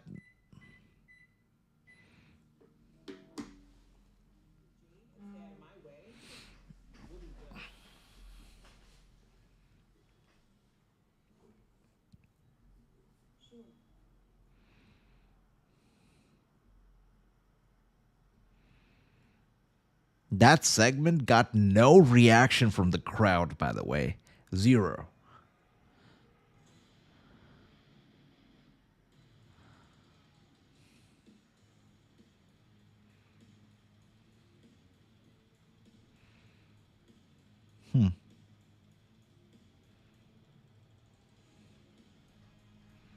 Nice. Okay. That's cool.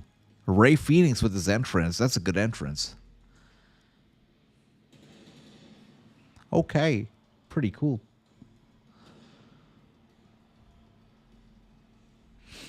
Sweet entrance here for Ray Phoenix. Nice. This should be a good match. Ray Phoenix versus Santos Escobar. Again, we don't see Santos Escobar always in action, but whenever we do, I'm happy. It's always good to see him in action. You know?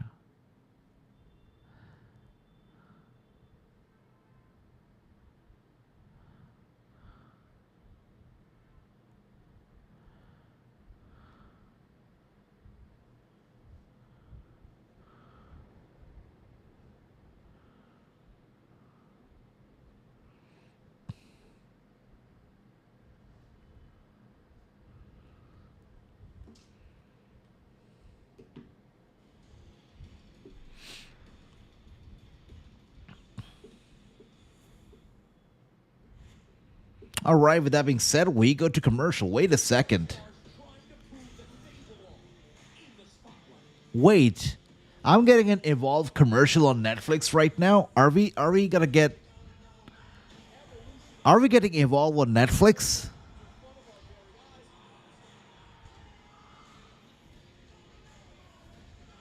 Please tell me that Evolve is coming to Netflix. Okay. YouTube. Okay. All right. All right. Okay. Not bad.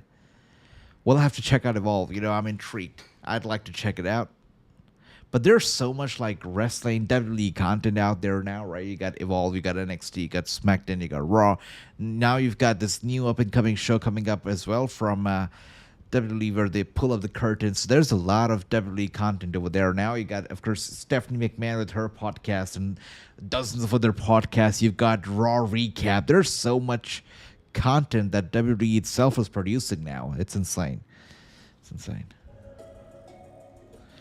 Commercial break, by the way, right here. You know, we were watching Raw, and I've got to say, I got no commercials while I was watching Raw. Even when it seemed like they went to commercial in some regions, for us, they never went to commercial. We were just getting, like, actual stuff, like stuff that they were, I guess, streaming exclusively for certain regions on Netflix. It was nice. That's why I enjoy watching Raw a lot more than SmackDown, because we just don't go to commercials, you know. Unlike SmackDown, we do. By the way, it's been great watching the show with all of you over here today. It's been fantastic. And with that being said, Money Badger, my brother, is over here. Great seeing you, Money Badger. Welcome. Hope you're doing well. Always great seeing you. Welcome. How have you been keeping, brother? Always a pleasure seeing you here. It's been a while. You know, a couple days ago, I actually got on Twitch. I was logged into Twitch.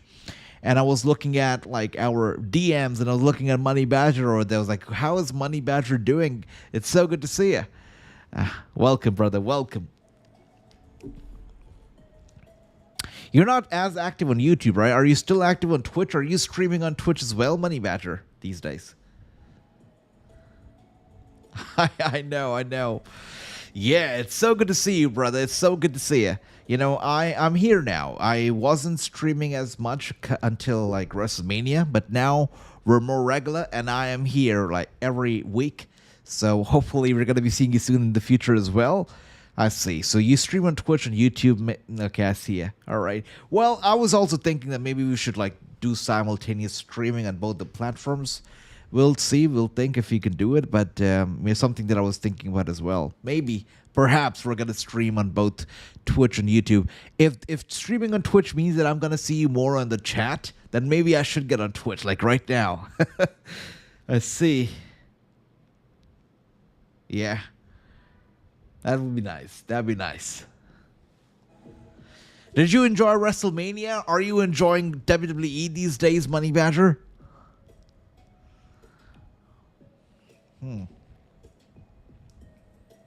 got a message from True.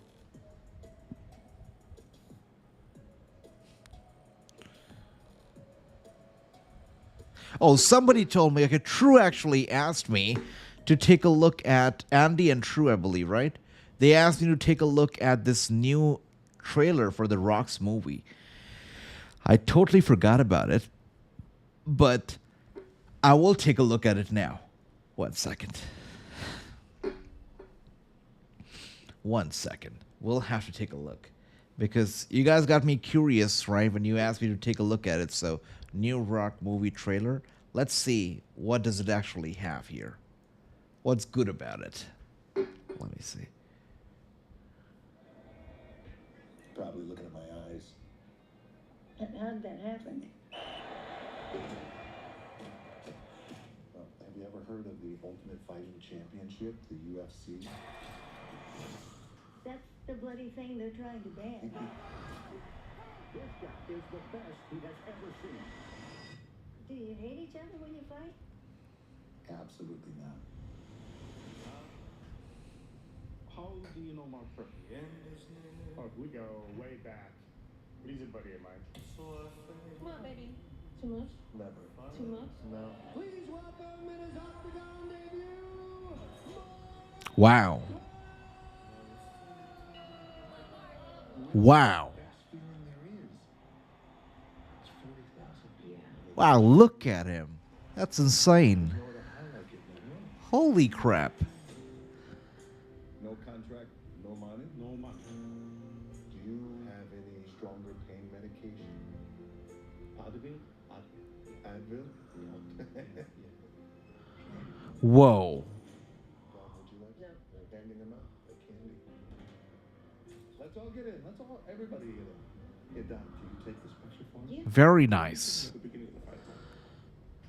It's simple. Am I going to hurt him before he hurts me? Wow. Wow.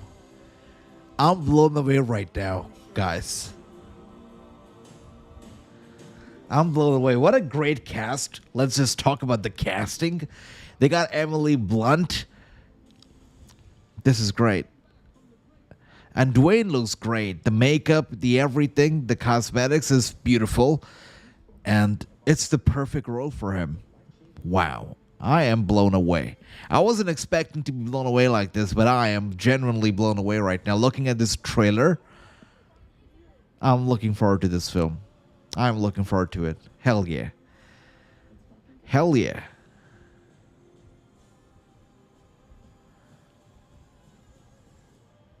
Wow. By the way, for those who missed it, I am watching, as Andy pointed out, as well as True, the Smashing Machine. I'm watching the trailer for it right now, and I am genuinely blown away. Wow. I am looking forward to this film now. I wasn't sure if I was actually going to be this blown away, but hell yeah. That was a good trailer, and I am looking forward to this movie. It's going to be good. Well, thanks for pointing it out to me, guys. It looks great. Emily Blunt being a big part of it, obviously. I am excited. Well, Buddy Badger over here saying the main event is A, but technically it started the show today. That's right. The Rock's best movie with the Scar. Exactly what I said. Like a few minutes ago when we were talking about The Rock, that's what I said. Like the best movie of The Rock for me is The Scorpion King. My brother, bro, man. That's why we're brothers. You know, that's why the connection. I like that. I like that. My brother Bryce, thank you for the shout out. I see your channel. Thank you. And for those guys who would like to support Bryce and his new channel, make sure to check it out. Make sure to subscribe. Thank you, Bryce. And Money Batter says, I like how Liv Morgan is like the Tony Storm of WWE since they are both champions and they have a movie out. Yeah, that's right. She is getting up there, brother. She is getting up there. She's rising up the ranks over now. I like that. Can't wait for Cena to turn on Truth. I thought he was going to do that like last week. He didn't. Hopefully in the future, I think he will do it. That's when, he's actually turned heel when he turns on R-Truth. Like, that's when he would actually be a heel. So, yeah, you're right. And maybe that turns R-Truth into not being a clown as well. Maybe then he'll be a more serious guy. Who knows? But here we are. They'll lock it up right now. Rey Fenix, Santos Escobar. This is going to be a good match. Again, just like I said, we don't see Santos Escobar in action a lot. But when we do, it's a treat. And here we are. Rey Fenix actually in a little bit of trouble over here. Escobar grabbing onto him from behind and gets him up. Plants him down hard. Like that. Wow, you guys take care. I love the rain. I gotta say, I love rain, but when it gets too heavy, you guys gotta stay inside, stay safe, take care of yourselves, guys. Much love to all of you. And we got Logan says, for a 5-star triple threat of Io Sky, Rhea Ripley, and Bianca Belair from Dave Meltzer. 5-star. Okay, Dave. All right, cool. 5-star? I don't know. Would you guys give that triple threat a 5-star? Dave and I, we don't have the same rating system, it seems. Okay. I would give it maybe, actually, it was a good match, but I would give it a 4. A 5 would actually be a bit too much, I feel. But I would definitely give it a 4. But a 5, I don't know. I don't know if I would give it a 5.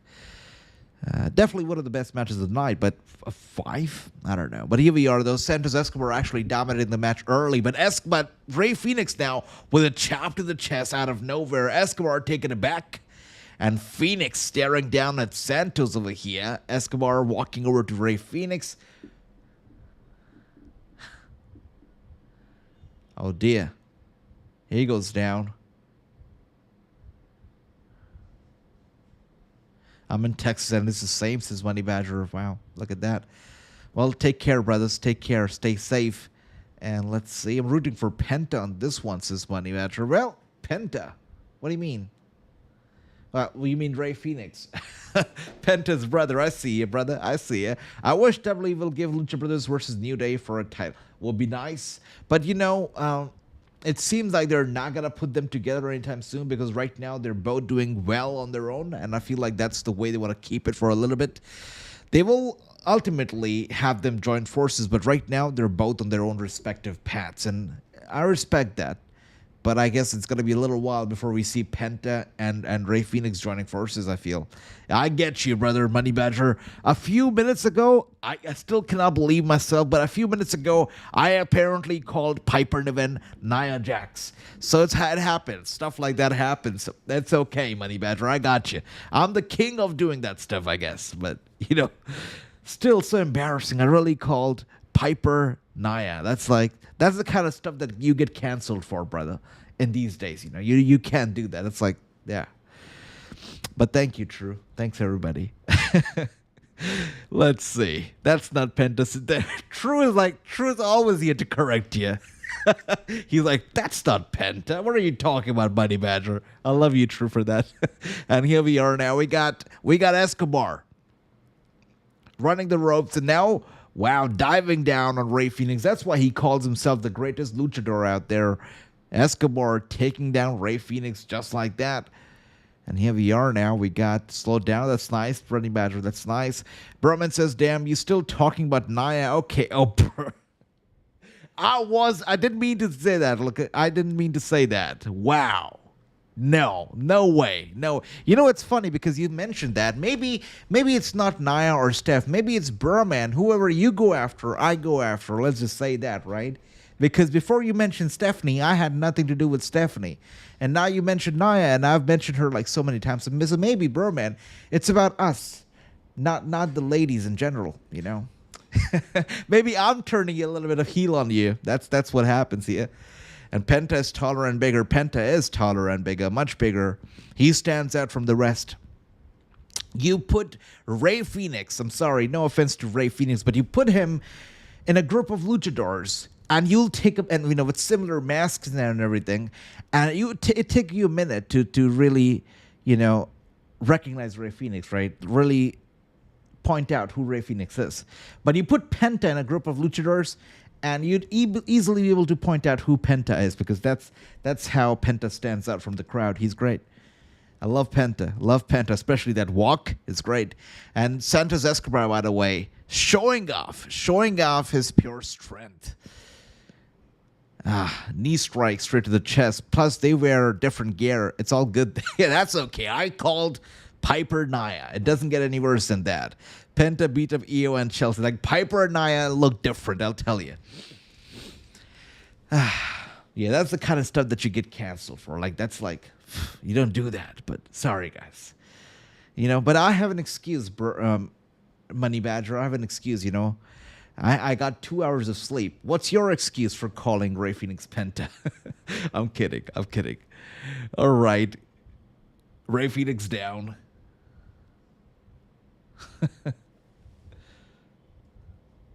Yeah, Penta has a history. Good history. Penta beat up Io and Chelsea, says true. It's crazy.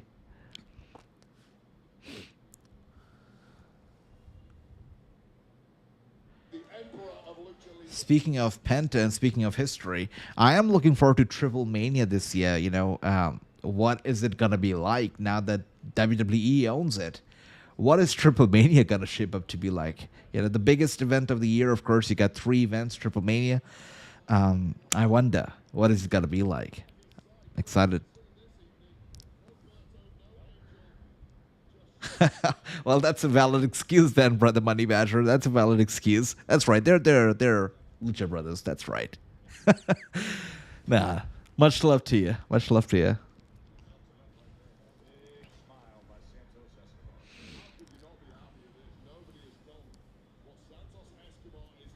It kind of blows me away that we got Escobar for years now on the main roster, but not Tony D'Angelo. Like, I remember as if it was yesterday when the Escobar family used to have this big-ass feud with the Tony D'Angelo family. It was great. And now, of course, Tony D'Angelo doesn't really have a family by his side now, because obviously we know what happened with Dimes. We know what happened with Two Stacks. So, it's him and him only. But I hope that this guy finds new people, he finds a new family, he finds new sidekicks, and actually moves up to the main roster, because it's high time. I don't want this guy Tony D'Angelo to end up like Andre Chase and stay in NXT forever and a day. I want him on the main roster. I want him feuding with Escobar again, because that was a classic. It was a classic. Those were some good days of NXT, right? It was those were the colorful days of NXT when NXT went crazy, went all pink and white and colorful. It was insane. But we got some good memories from those days. Mandy Rose being a part of it, being a pretty good part of it. Of course, Escobar and Angelo. Good days. Those were good days. Elektra. Good stuff. All right. With that being said, we got Rey Fenix with those kicks to the top of the head. And poor Escobar in trouble. We got an elbow strike over here from Santos Escobar to Fenix. And now, looking for the Irish whip into the corner. Fenix. Pretty sure he's got a dodge. There you go. Big-ass boot to the face of Escobar. Oh, Fenix now doing his thing.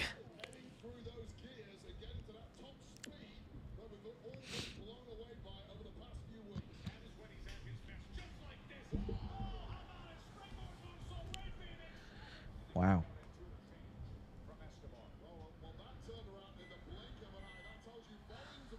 Sweet. That's nice. Bryce, that's nice. And Escobar now with a spinning kick straight to the head of Phoenix with a spinning kick to Escobar. Escobar goes down. Phoenix attempts a cover, but a kick out once again at literally a 1 right there from Escobar. So it's got to take a lot more to keep him down. With that being said, guys, we are done with about 2 hours and 30 minutes of the show. Nearly 2 hours and 30 minutes. We still got 30 more minutes to go, which obviously is going to get taken up by the main event, which is, of course, the women's tag team match. Jade Cargill, Tiffany Stratton versus Nia Jax and Naomi is our main event of the night. I'm not even a Santos Escobar fan, by the way. I see, bro, man. I see. I appreciate him. He's good in the ring. He's good in the ring. By the way, is it just me or is Andrade missing from TV these days? We don't see Andrade at all, right? I don't think I've seen him wrestle, really, in the past couple weeks at all. So I wonder what Andrade is doing. Interesting. It just crossed my mind that I haven't seen Andrade in a bit. With that being said, the referee counting down to 10 until either of the guys make it up to their feet, and Phoenix is up, and so is Escobar. Yeah, Phoenix. Oh, beautiful. He was looking to fly, but Escobar grabs him midair, has him up on his shoulders. Phoenix is trying to get away over here. Escobar gets him on the top turnbuckle, which obviously is not going to work too well for his own good over here. And Phoenix now doing... Oh, he went for a high risk, but Escobar meets him with a knee strike to the face midair. And Phoenix taking it back in that corner right now. Escobar getting ready. Escobar running over to Phoenix. Phoenix does not get out of the way. He plants the knees to his chest and is now looking to put this to an end over here. Crazy.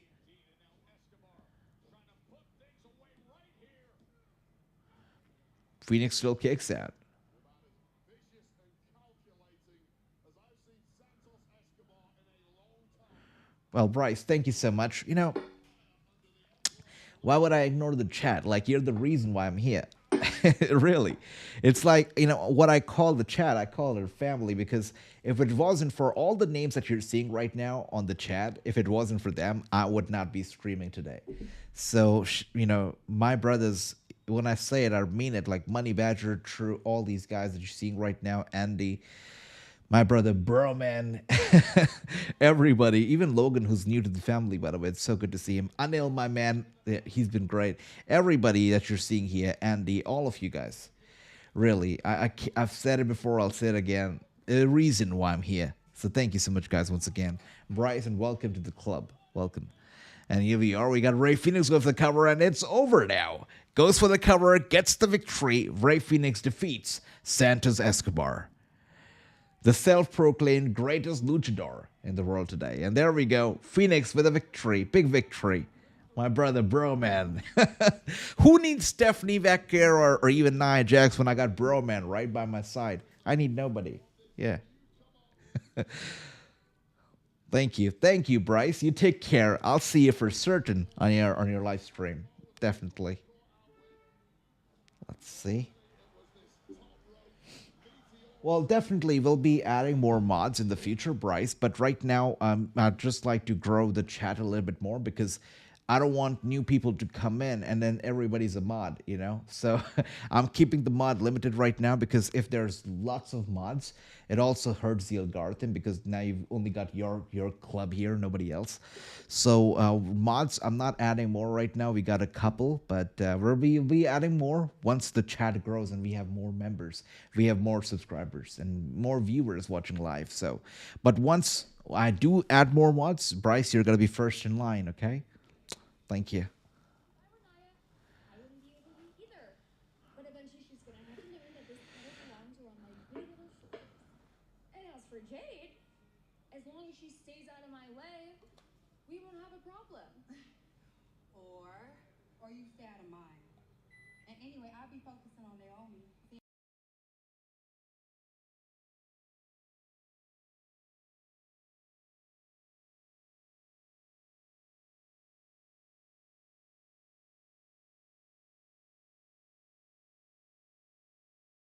Last week I Really appreciate that, Bryce. Thank you. you can go ahead and you can beat Nia Jax. I'll just have to do it all over again. I agree, true. 100% agree with you. I don't think she's looked better. She looks great tonight. Love the outfit, love the makeup, love the hair, love everything about it. And I'll tell you what, she's gotten a lot better. I've noticed this.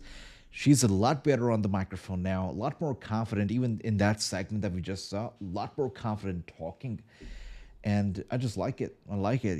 It took her some time. Of course, she was in a tag team at first. She was actually not even on TV for a bit, but then she was in a tag team and everything. And it took her some time to blossom, but now I feel like she is blooming. She's doing very well.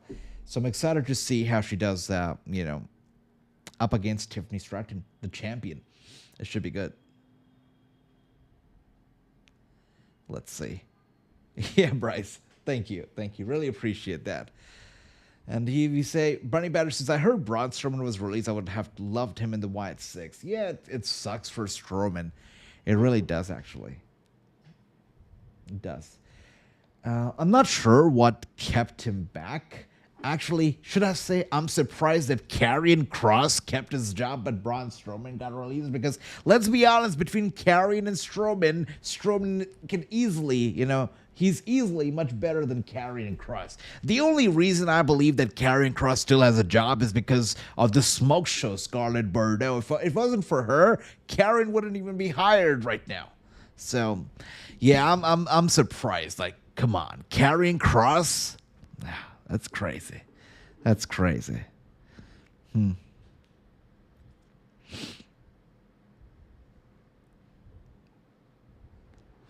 I don't even know from where does this hate for Karrion Kross comes to my mind, but I've got like Matt Riddle kind of hate for carrying Cross these days. I think it's because of the hairstyle. Like I saw this tweet about carrying Cross matching his hairstyle with his opponents, and that was the trigger point. I was like, really? Is this what we have come down to? We're gonna wear matching hairstyles? Is this what we're gonna be doing here? We're gonna play matching hairstyles? Okay, like that. That just was a trigger point for me. Oh dear. We got Andrade and Charlotte at a divorce court. That's funny. Sorry. Got a little carried away. Because the whole thing between Andrade and Charlotte was interesting because I did hear that they broke up before their marriage. And I feel like a couple weeks later, they were married. And then they divorced. So obviously it sucks. Obviously, nobody's relationship should be a subject of gossip or jokes, but Andrade and Charlotte from the get-go was I thought they broke up, but they got married randomly. So, well, I hope they're both doing well, though. I hope they're doing well. All right, Bryce, you take care, brother. I'll see you Monday, Friday as well, and definitely subscribing to your channel. Much love. Monday Batter says, by the way, anybody who wants to support Bryce, definitely hit the subscribe button on the channel. Great guy, great guy. We got Money Batter says Crop versus Jeff Hardy. Okay. All right. Well, imagine Cross versus, I don't know, some bald guy. I was gonna say The Rock, but let's be honest, Cross is not on his level. Will never be. So yeah, name some bald guy. He was feuding with Jacob Fatu. What was terrible about it? What I see. Are you talking about Cross? Was he feuding with Jacob Fatu? Really? I probably never paid attention because, it was Cross. So I probably missed that whole feud altogether. Now, it probably happened before I started streaming, right? Yeah, because I wasn't watching anything while I was not streaming. So, Strowman, okay. Oh, I see. That was in response to Money Batter's comment that his comeback was terrible for Braun, in my opinion. I feel like it was kind of underwhelming. I agree with you. I'm not sure. This wasn't the same Braun Strowman that we had back when Vince McMahon was around. I'll tell you that. When he was around, Braun Strowman was flipping trucks and doing all that crazy stuff. But Vince liked Braun Strowman. Like that was the fact that he liked Braun Strowman. Of course, the current board or the current people in charge obviously don't feel the same way. That's why he got released. But Vince liked Braun Strowman. That was for certain. He did pretty damn well coming back from a serious neck injury. Yeah, there were some setbacks. He looked more matured. He looked wiser than before. I'll also say that. I had started to respect him. That was the point when I just couldn't care less about Braun Strowman. During his first run, I started caring about Braun Strowman. But I started to actually like him now that I used to see him on TV. But, poor guy got released. I don't know if this is the end of his wrestling career or if he's going to go to anywhere else like TNA or AEW. Honestly, I don't see him as an AEW guy. I kind of always saw him as a WWE loyalist, so I don't see him going to AEW, but who knows? Well, let's see, what else do we have here? We've got True saying he got released because of his contract. Yeah, some contracts were just not renewed, and that was the truth about Strowman as well, it seems. You're right about that, True. Totally right about that. All right.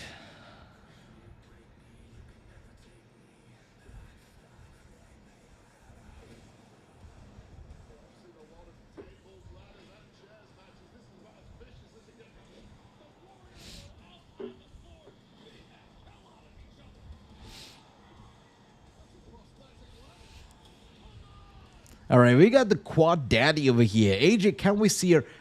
So Quad Daddy, welcome to the chat. Is it somebody that we know? Have you changed your channel name? I don't know, because I don't know. You probably changed your channel name. I don't know. But good to see you, Quad Daddy. Welcome. AJ, can we see your quad? Nah, I don't think so. That's a weird request. But good to see you, Quad Daddy. Welcome. We got Money Batter saying he didn't lose to Jacob Fatu. Can't remember. He probably did. Jacob Fatu needed somebody to feast on, to build his own momentum. And yeah, Braun Strowman was probably fed to him, most likely. Welcome back, Ricky. Welcome back. Wasn't Braun in ROH as Titan? Good point, Money Patcher.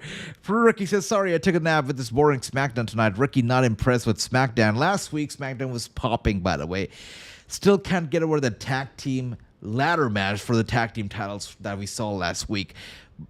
Also, how do you feel about there being no mention of the Street Profits, no appearance, none of that stuff tonight? With that being said, Andrade is actually here.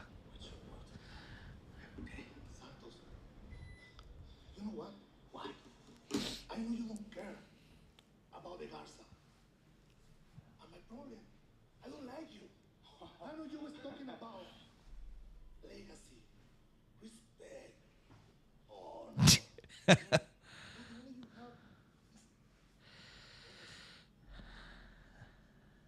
You don't have respect. You don't have honor. Angel Garza's laughing.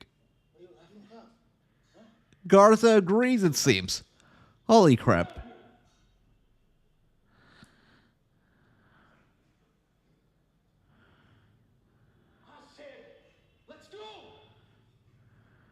Humberto is an interesting guy. A lot of people during the pandemic days, the Thunderdome days, they saw Humberto as the next Eddie Guerrero. Like, there were some crazy comparisons that were made. I still cannot believe them. But Humberto is in a weird spot because Humberto is a good-looking, charming guy, but he's super irrelevant, so his charm is of no good. I'd like for him to be something, but right now he's nothing. So, let's see. But I'd like for him to do well. I like this guy, but what can we say? I woke up, you said the name Stephanie Vector. I know, Rick, but she's not here on SmackDown. But she's too good not to be mentioned on any stream. That's the thing. I wasn't true. You're right about that. That was before Tony Khan acquired ROH. Good point there. Andrade should have stayed with L5. Yep, I agree. Totally agree with that. Right now, he seems a little bit lost. He seems a little lost. So next week is going to be interesting. Jade Cargill versus Nia Jax. Dare I say her name again, Burman? But Jade versus Nia is going to take place in the number one contenders match for the WWE Women's Championship. With that being said, say her name and she appears. We got Jade Cargill here, making her entrance. I think it's been a long time since we've seen women closing SmackDown, right? Or a long time that I've seen it happening, but it's good to see it tonight. I think it should be a good match. Even though Nia Jax isn't part of it, it should be a good match. And the storm is approaching. The storm has arrived. We got Jade Cargill coming out now. What? No, it is on Backlash. It is a part of Backlash, true. I'm pretty sure I saw a graphic that said that it's taking place in Backlash. Yeah. One second. Let me confirm very quickly. Pretty sure it's on Backlash. The Fatal 4-Way, right? Yeah, it's in Backlash. I just looked it up right now. So far, we got 4 matches confirmed for Backlash. Of course, Cena Orton. Then we got Lara, Becky, Pat McAfee, Gunther. I don't know how you feel about that, but it's on Backlash too. And then we got Jacob and Knight versus Priest and McIntyre. So these matches are confirmed for Backlash. No, that's got to be a mistake. I'm not sure. Because I'm looking it up right now, the match card, and it does say that it's on Backlash. If they change plans and have it on SmackDown, that will be an insult to the U.S. title and Jacob Fatu. It should not be on SmackDown. There's no way. There's no reason for it to be on SmackDown. It's got to be Backlash. I'm looking it up on Wikipedia right now, the Backlash card, and it does say that it's on Backlash. So, should be on Backlash. But let's see. We got my brother Ricky over here saying, I was not happy tonight. SmackDown all releases, bringing my wife down. I know the reason why you're actually not happy, Ricky, is because Cora Jade got released. I know. When I saw Cora Jade got released, the first person to come to my mind was Ricky. Ricky, I know. Ricky's a big fan of Cora. Been since the very beginning. So I know, Ricky. I know how you're feeling. They showed it on screen. Nia versus Jade also on SmackDown. Yeah, Nia and Jade is on SmackDown. Now, if they changed plans and have the U.S. title match on SmackDown, that's crazy. That's crazy. True says Wikipedia is never correct. Oh, dear. Let me see. Let me see if they updated their website.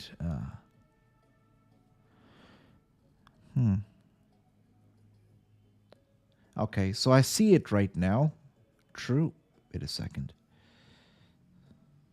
So this is what I see right now on WWE.com. WWE.com, if you go to the Backlash page, they are advertising this match for Backlash. So thankfully and hopefully, it will stay on Backlash and will not be transferred to SmackDown.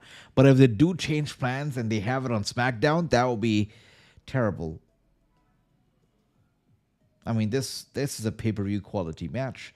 Again, Jacob Fatu will most likely retain, but if Drew McIntyre wins, I would have no problem with that either. I think Drew McIntyre as US champion would be great for the title. But most likely we're going to see a Jacob Fatu retain, most likely. Anyways, we've got, but you're right about that, True. Wikipedia sometimes is never correct. You're right. Yeah, maybe true. Somebody's probably got to get fired for that. Ricky says, yes, AJ, I'm a fan, Cora J, but I'm a big fan of my queen, Roxanne. Somewhere, Roxanne, she's sad about Cora. Well, we all remember the betrayal. We all remember the feud. Yeah. Now, but I'll be honest. I was a bigger Cora Jade fan than a Roxanne Perez fan. I'm just going to be honest here. So, yeah, I'm a little upset about that release, too. No doubt about that. With that being said, guys, we got about 15 more minutes before the show's got to go off the air. And so far, we've only had one entrance, and that too from Jade Cargill. So we got at least 3 more entrances to go before we start the match. So they got to take up some time.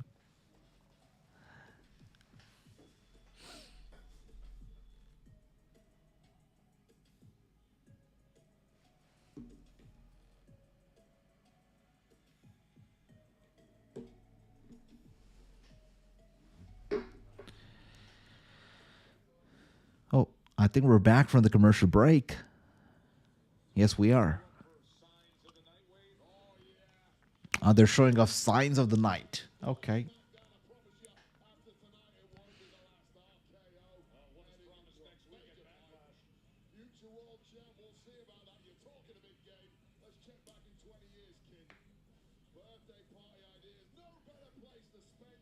That's nice. You know what? It's great to acknowledge the fan signs. Fan signs, they were a big part. They used to be a big part of shows, but then they started to go away, fade away into obscurity. They just went away. And I was like seeing lesser and fewer fan signs. But if they start acknowledging them fan signs, they're going to make a comeback. I remember when I went to my first ever show, I was sitting up, very up in the seats. But I was so excited about going to the show that it was my first ever show. So we said that we like made a fan sign. It had the Randy Orton logo. It had the Daniel Bryan logo. Respect the beard. It also in the back said we miss Cena because Cena was injured at that time when Orton was champion and Bryan was going up against him. So this was 2013. So I was so excited about the fan signs. But then I saw nobody carrying them. I was the only one carrying them, so I didn't bother taking one with me the next time I went to the show or any other shows that I went to. But I'm glad that they're making a comeback. Showing off, acknowledging those fan signs is a great way to promote them and have more people bring them in. It just shows more dedication as fans. Yeah. My brother Randy, thank you so much for supporting me and allowing me to do this, because without you guys, wouldn't be here. So thank you for the love so much. Thank you guys. With that being said,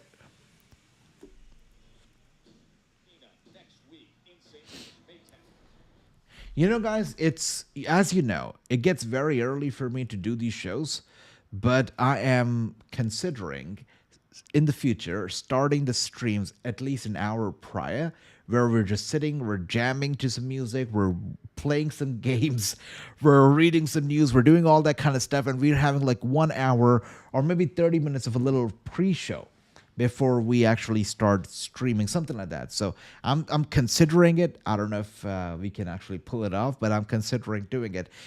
Maybe we started with Backlash, but that's something that I'm considering. So let's see.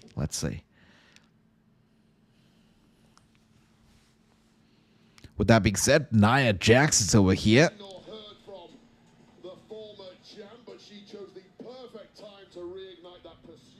Are we back, Ricky? Okay, the stream okay now? Yeah.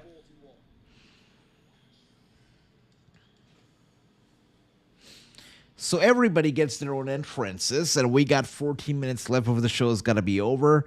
And Naomi is coming up with her entrance now.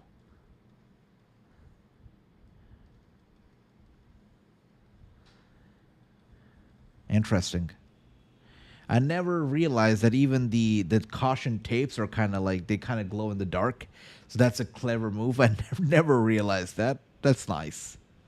They don't glow as much as her neon, outfit used to, but still do a good job. Much appreciate that, Ricky. Thank you for that. Much love.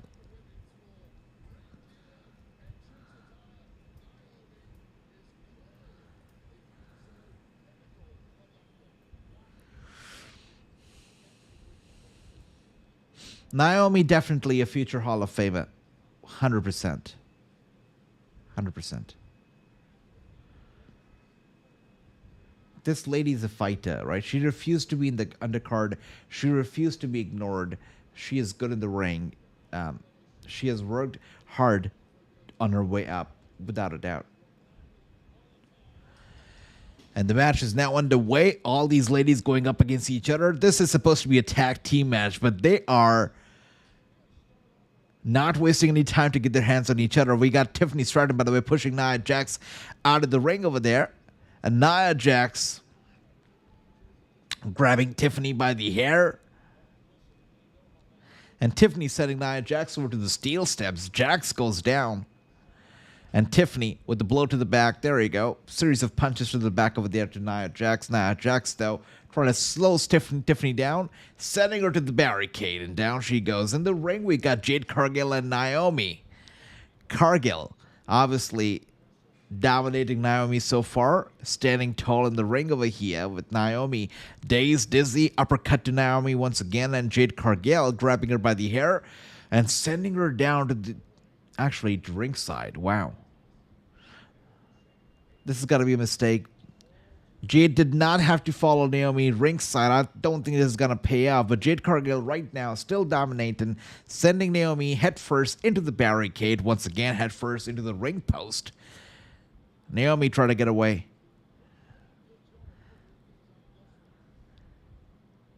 This main event, it might be good, but it's no match to last week's main event where we got a 30 minutes blockbuster, that crazy TLC match for the tag team titles. It was so good. Such a great main event. It's fantastic. Especially Montez Ford using that prosthetic leg of the fan as a weapon. It was a great touch, and we haven't seen WWE stars using like a fan weapon, in years, in decades.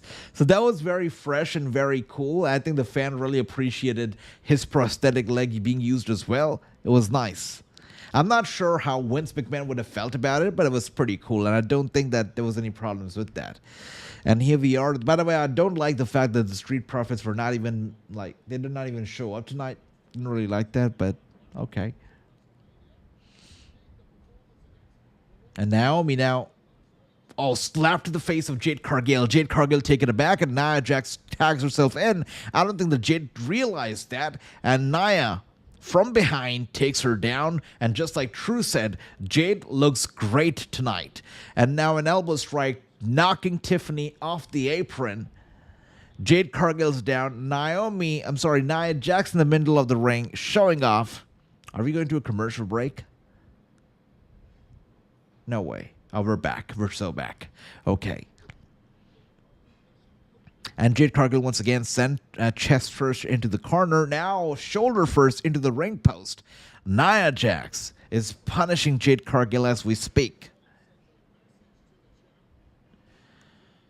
Whoa, hip attack. Nia kicks out at the 2 right there.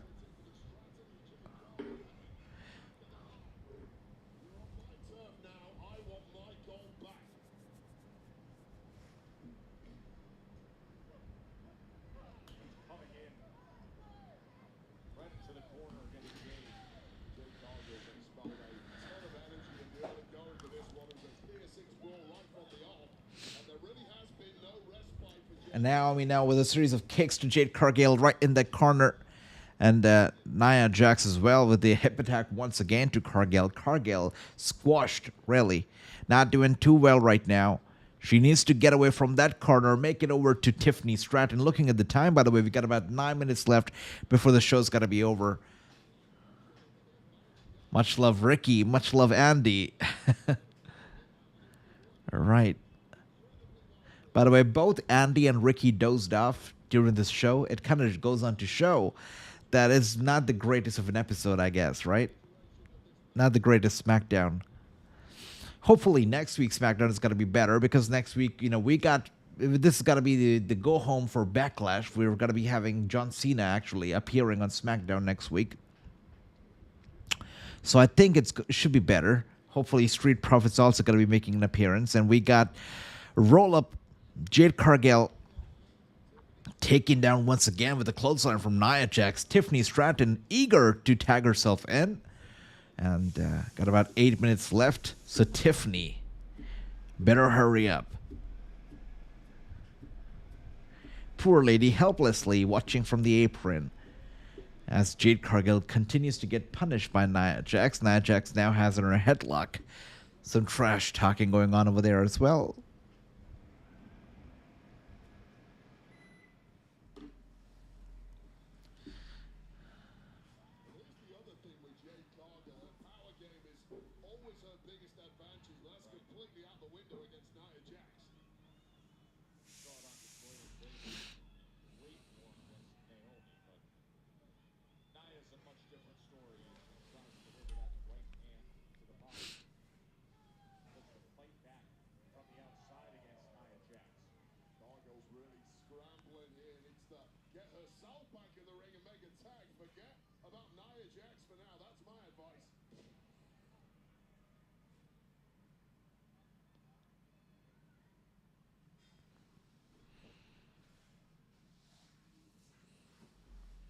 Looks like we're back from the commercial break, which is on cable.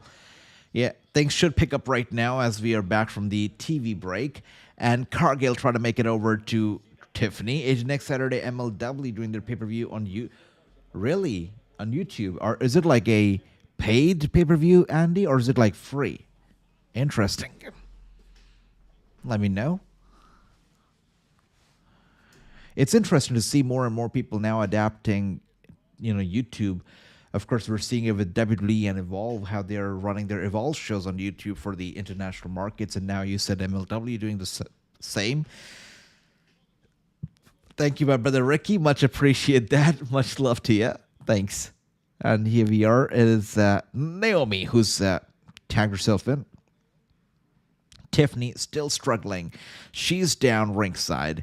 Obviously was eager to tag herself in, but these ladies just keep knocking her off the apron, it seems. And now we got Jade Cargill finally with the opener that she so desperately needed. And now Tiffany, look at that. That's what people love about Tiffany Stratton, the personality, the energy that she has. Look at her just bouncing up and down on the apron. That is what attracts people to Tiffany Stratton, right? The energy, the excitement that she brings to the table over here, the eagerness of her to get the tag.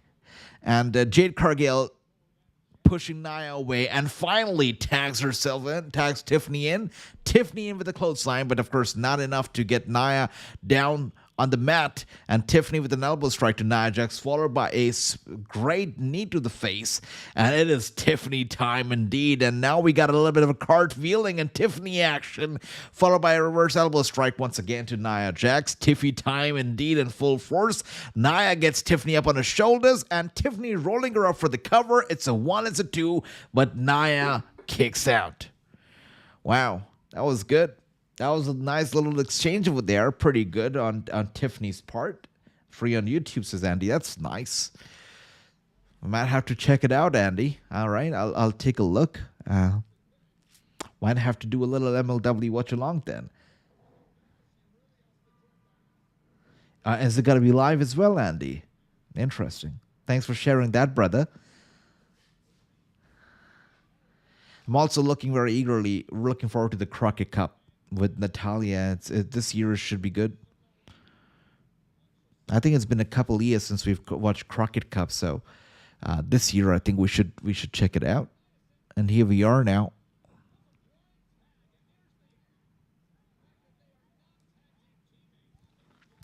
Nia not happy about Naomi tagging herself in when Nia wasn't really expecting it. And Naomi goes for a big mistake as Tiffany Stratton gets her knees up in time. Of course, knees to the gut. Nia Jax is let down. I think Nia's just going to walk off on Naomi. I've got a feeling. And now Tiffany. Jade Cargill eager to be tagged in. We got about 4 minutes left before the show's got to be over. And Cargill has now been tagged in, and she goes for the big kick to the head. And kicking Nia Jax off the apron as well. Good stuff now, Jade. You should have done that. Good stuff.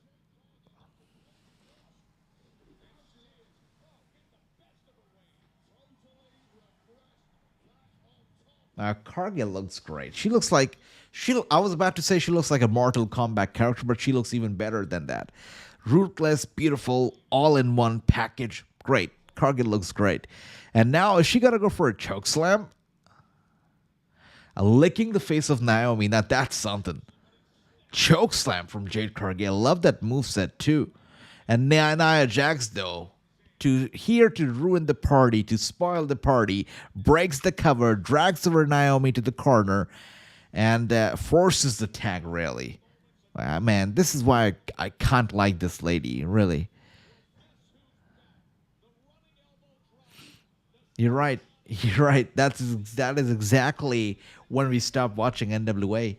You know, I feel like Nick Aldis leaving and then the whole thing with Camille was just terrible. And the way it happened was terrible. And I felt the quality of NWA kind of going down. But this year, now they got, the partnership, of course, going on with the WWE and stuff. And they're picking up momentum, obviously. So let's take a look. Let's check it out. Maybe we should do a Crockett Cup watch along, Andy. We should watch it. I know, true. I know. It's like no reaction from the crowd. Not at all. It's almost like them wrestling at the Performance Center. But at the Performance Center, they still had piped in noises. But over here, it's bad. It's bad. And now Nia Jax is putting Jade Cargill in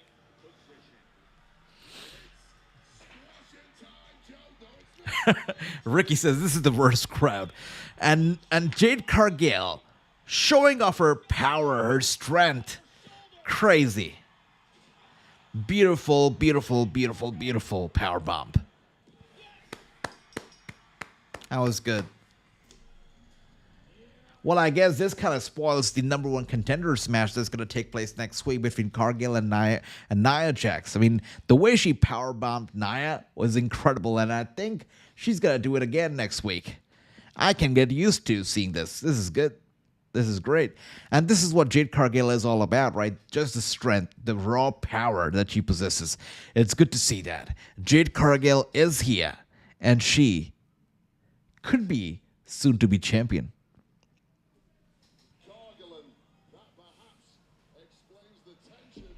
That title looks good on her as well. I can't lie. That title maybe looks even better on her than it looks on Tiffany. It looks good.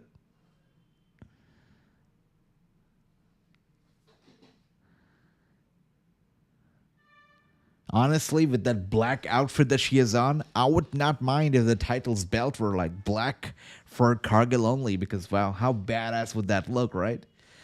Maybe a shining leather, like her outfit is like all shining and glowing. Maybe like that, like a shiny leather black will be nice. And Naomi, also, everybody wants that title apparently. Everybody wants some gold. True over here, paying attention to what matters. Okay, True. All right. Jade Burke says Money Badger. Speaking of Jade Burke, there's been a lot of talk of Goldberg coming back for one more match. There's been a lot of talk. I don't know if it's going to happen, but the talk is there. And, sometimes there's talk for a reason. I think that's about time that we're actually going to be seeing the return of Goldberg. I think it could happen. With that being said, SmackDown goes off the air, and I've got to say, Ricky gives it a 3 out of 10. Amel, my brother, gives it a 4 out of 10. I think I'm on the same boat. I'm probably going to give it a 4 or 5 out of 10. It was good watching the show with my brothers, of course. We also got, more members, more people here joining us today. Of course, Logan was here. It was great. We got Bryce, brand new member. And, of course, all my brothers. So it was obviously a good time being here, watching it with all of you. Money Badger came back, so what could be better?